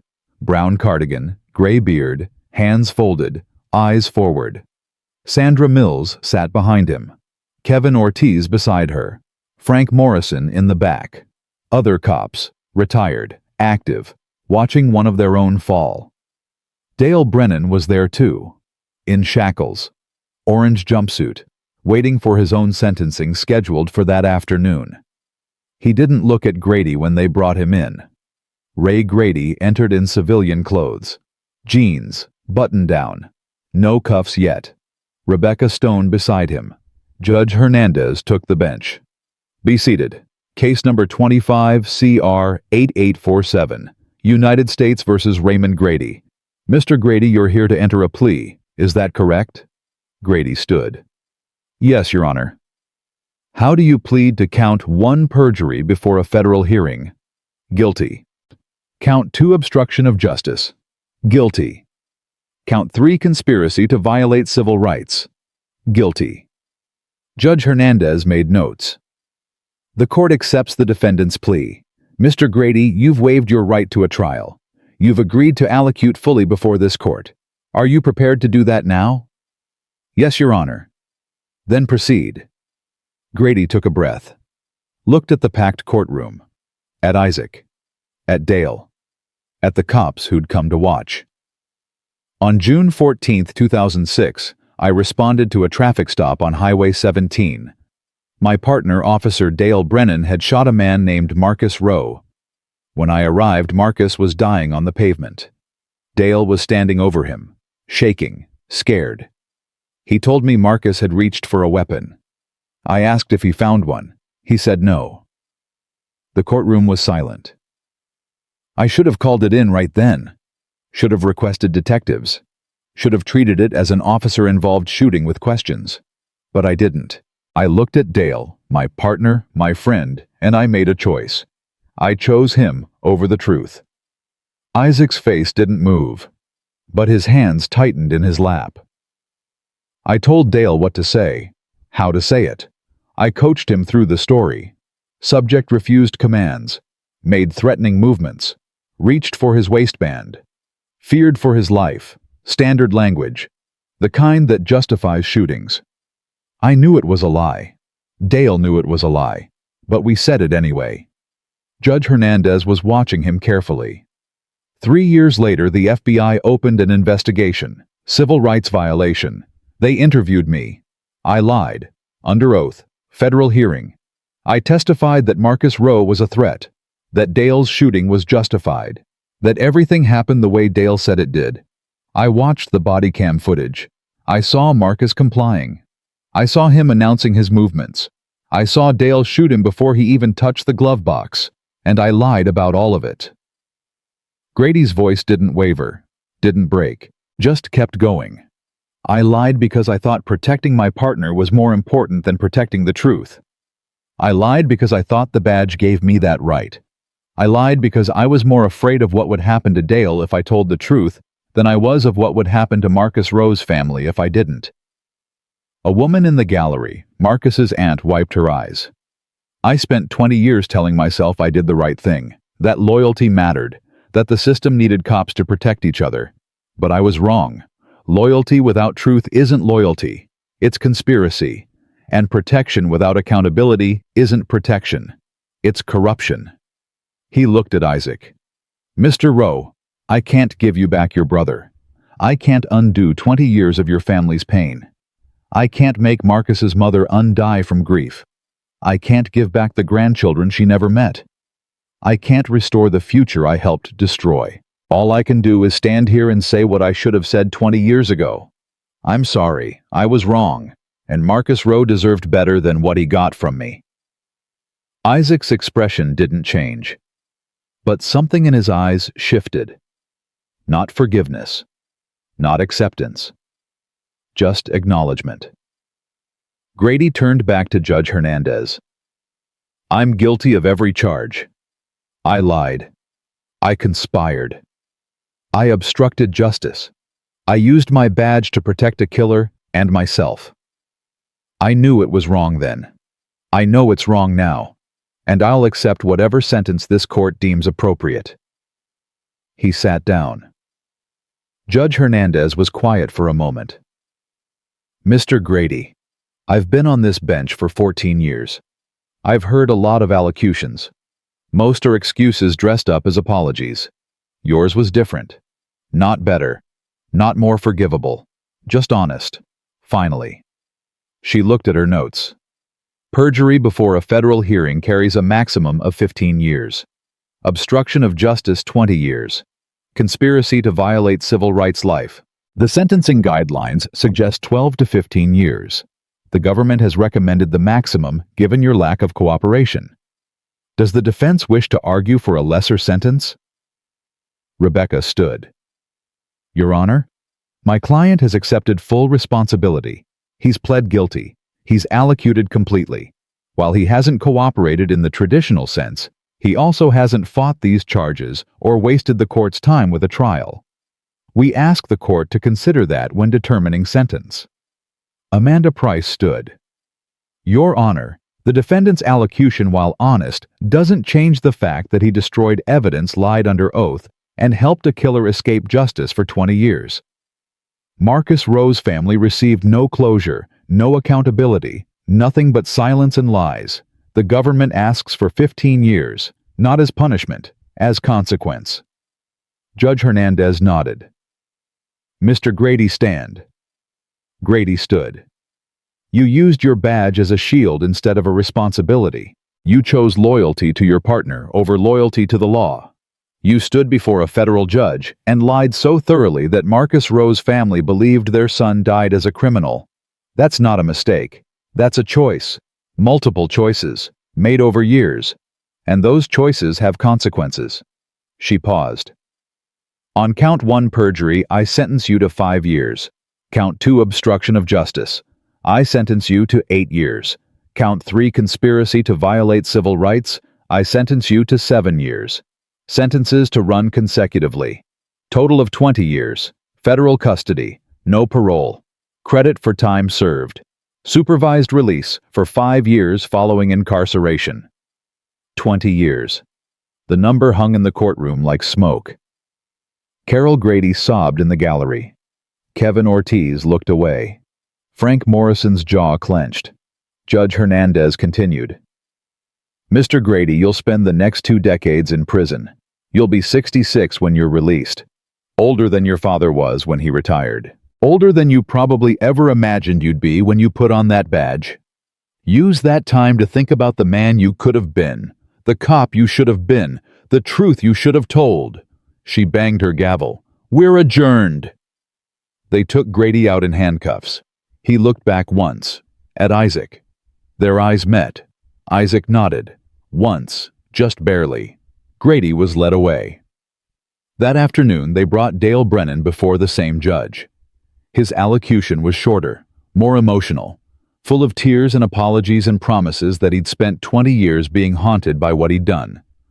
Judge Hernandez listened, then sentenced him to 25 years. 5 more than Grady. Mr. Brennan, you pulled the trigger. You killed Marcus Rowe. Everything that came after the lies, the cover-up, the conspiracy, all of it started with your decision to shoot an unarmed man. Officer Grady is guilty of protecting you. You're guilty of murder. 25 years, federal custody, no parole. Dale collapsed. Marshals held him up, dragged him out. In the gallery, Isaac sat quietly, watching justice work slowly but inevitably. Outside the courthouse, reporters swarmed. Microphones, questions, cameras. Amanda Price gave a statement. Today, 2 former police officers were sentenced for their roles in the death of Marcus Rowe and the subsequent cover-up. This case represents a systemic failure, not just these 2 men, but a culture that values loyalty over accountability, power over truth, protection over justice. The FBI's Civil Rights Division will continue investigating similar cases, and will continue holding officers accountable when they violate the trust the public places in them. Isaac stood at the edge of the crowd, watching, listening. A reporter noticed him. Mr. Rowe, how do you feel about the sentences? Isaac turned. I feel like justice is slow, but it's real. 20 years after my brother's death, the men responsible are finally being held accountable. That's not closure, but it's something. Do you forgive them? No, forgiveness isn't mine to give. That was Marcus's, and they took that from him. What's next for you? Isaac smiled, tired, sad. I'm 73 years old. I've spent 18 years doing this work, testifying, investigating, fighting. I think it's time I rest. Will you continue working with the FBI?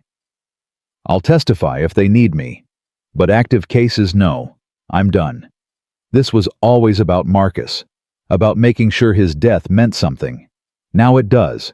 Now I can let him rest. He walked away. Reporters called after him. He didn't stop. 3 blocks from the courthouse, he stopped at a small diner, ordered coffee, sat in a corner booth. 20 minutes later, Kevin Ortiz walked in, spotted Isaac, approached hesitantly.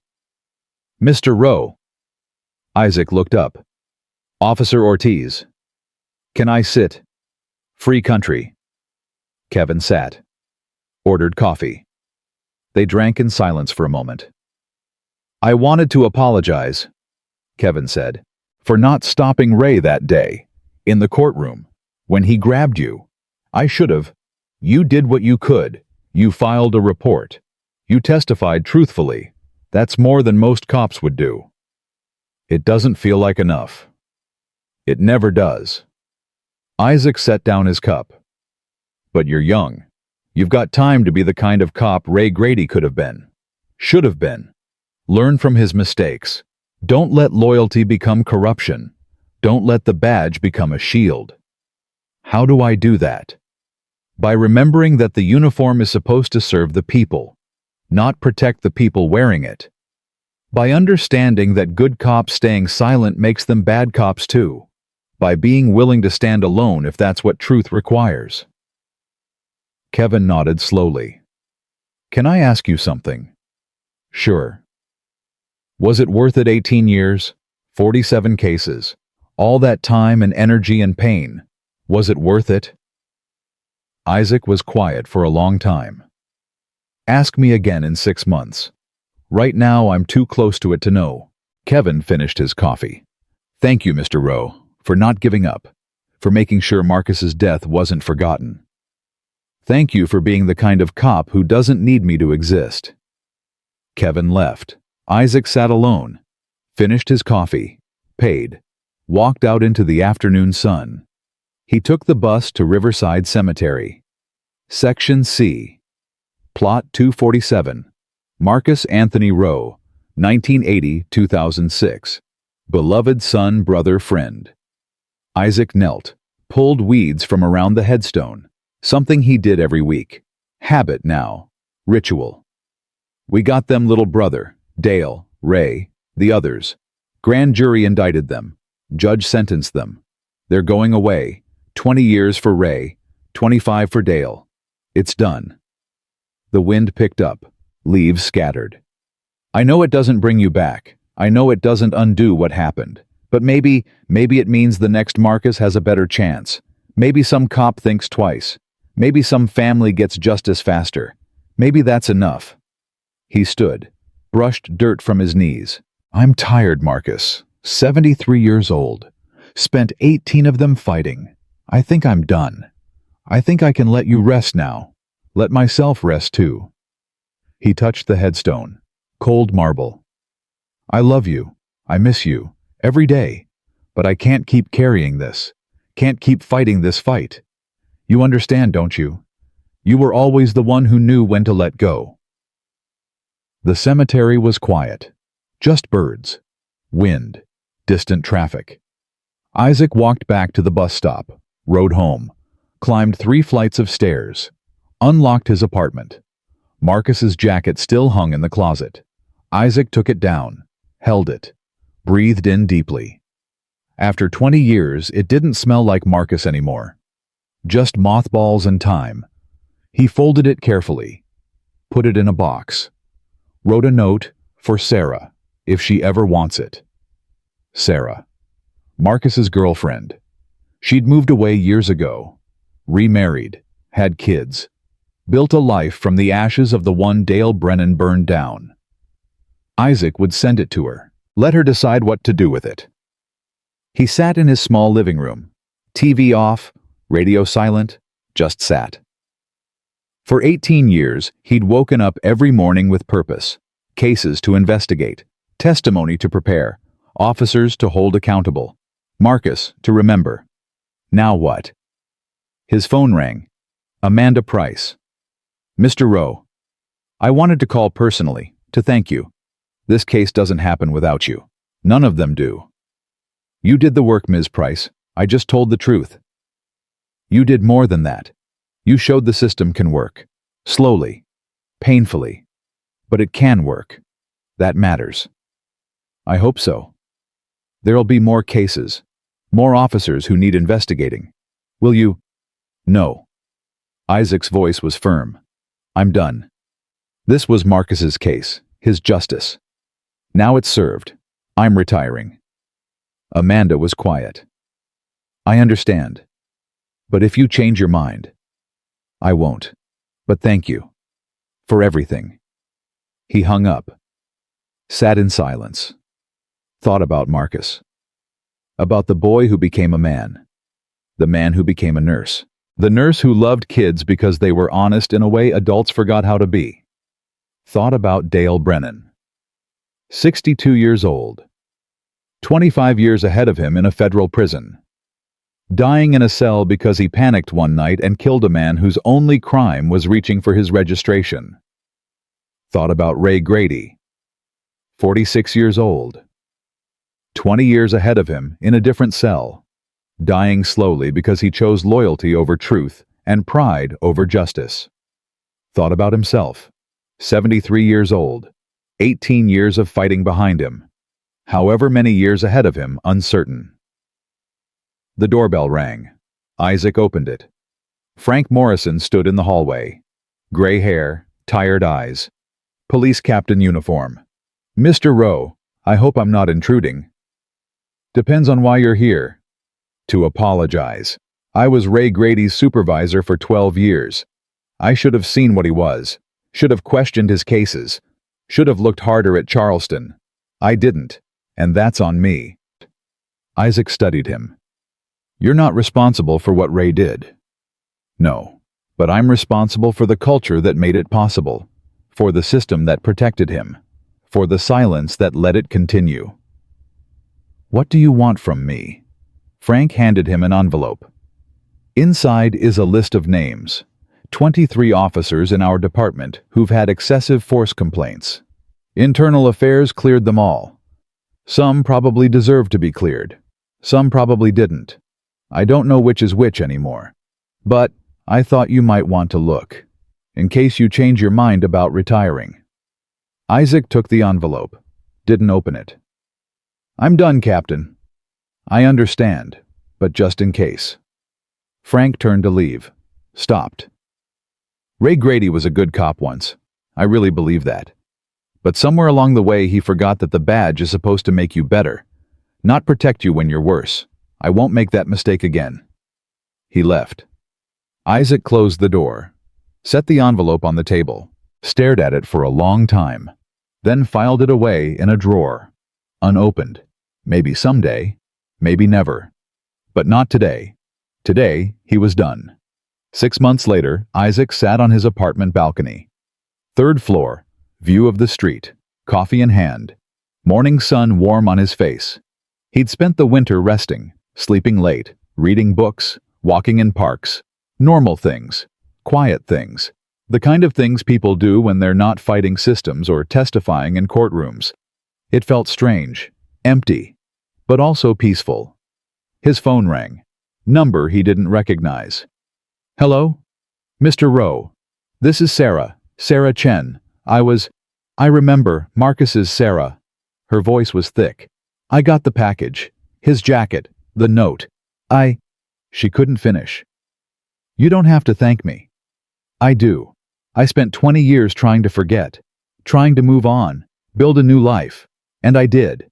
I have a husband, 2 kids, a good job.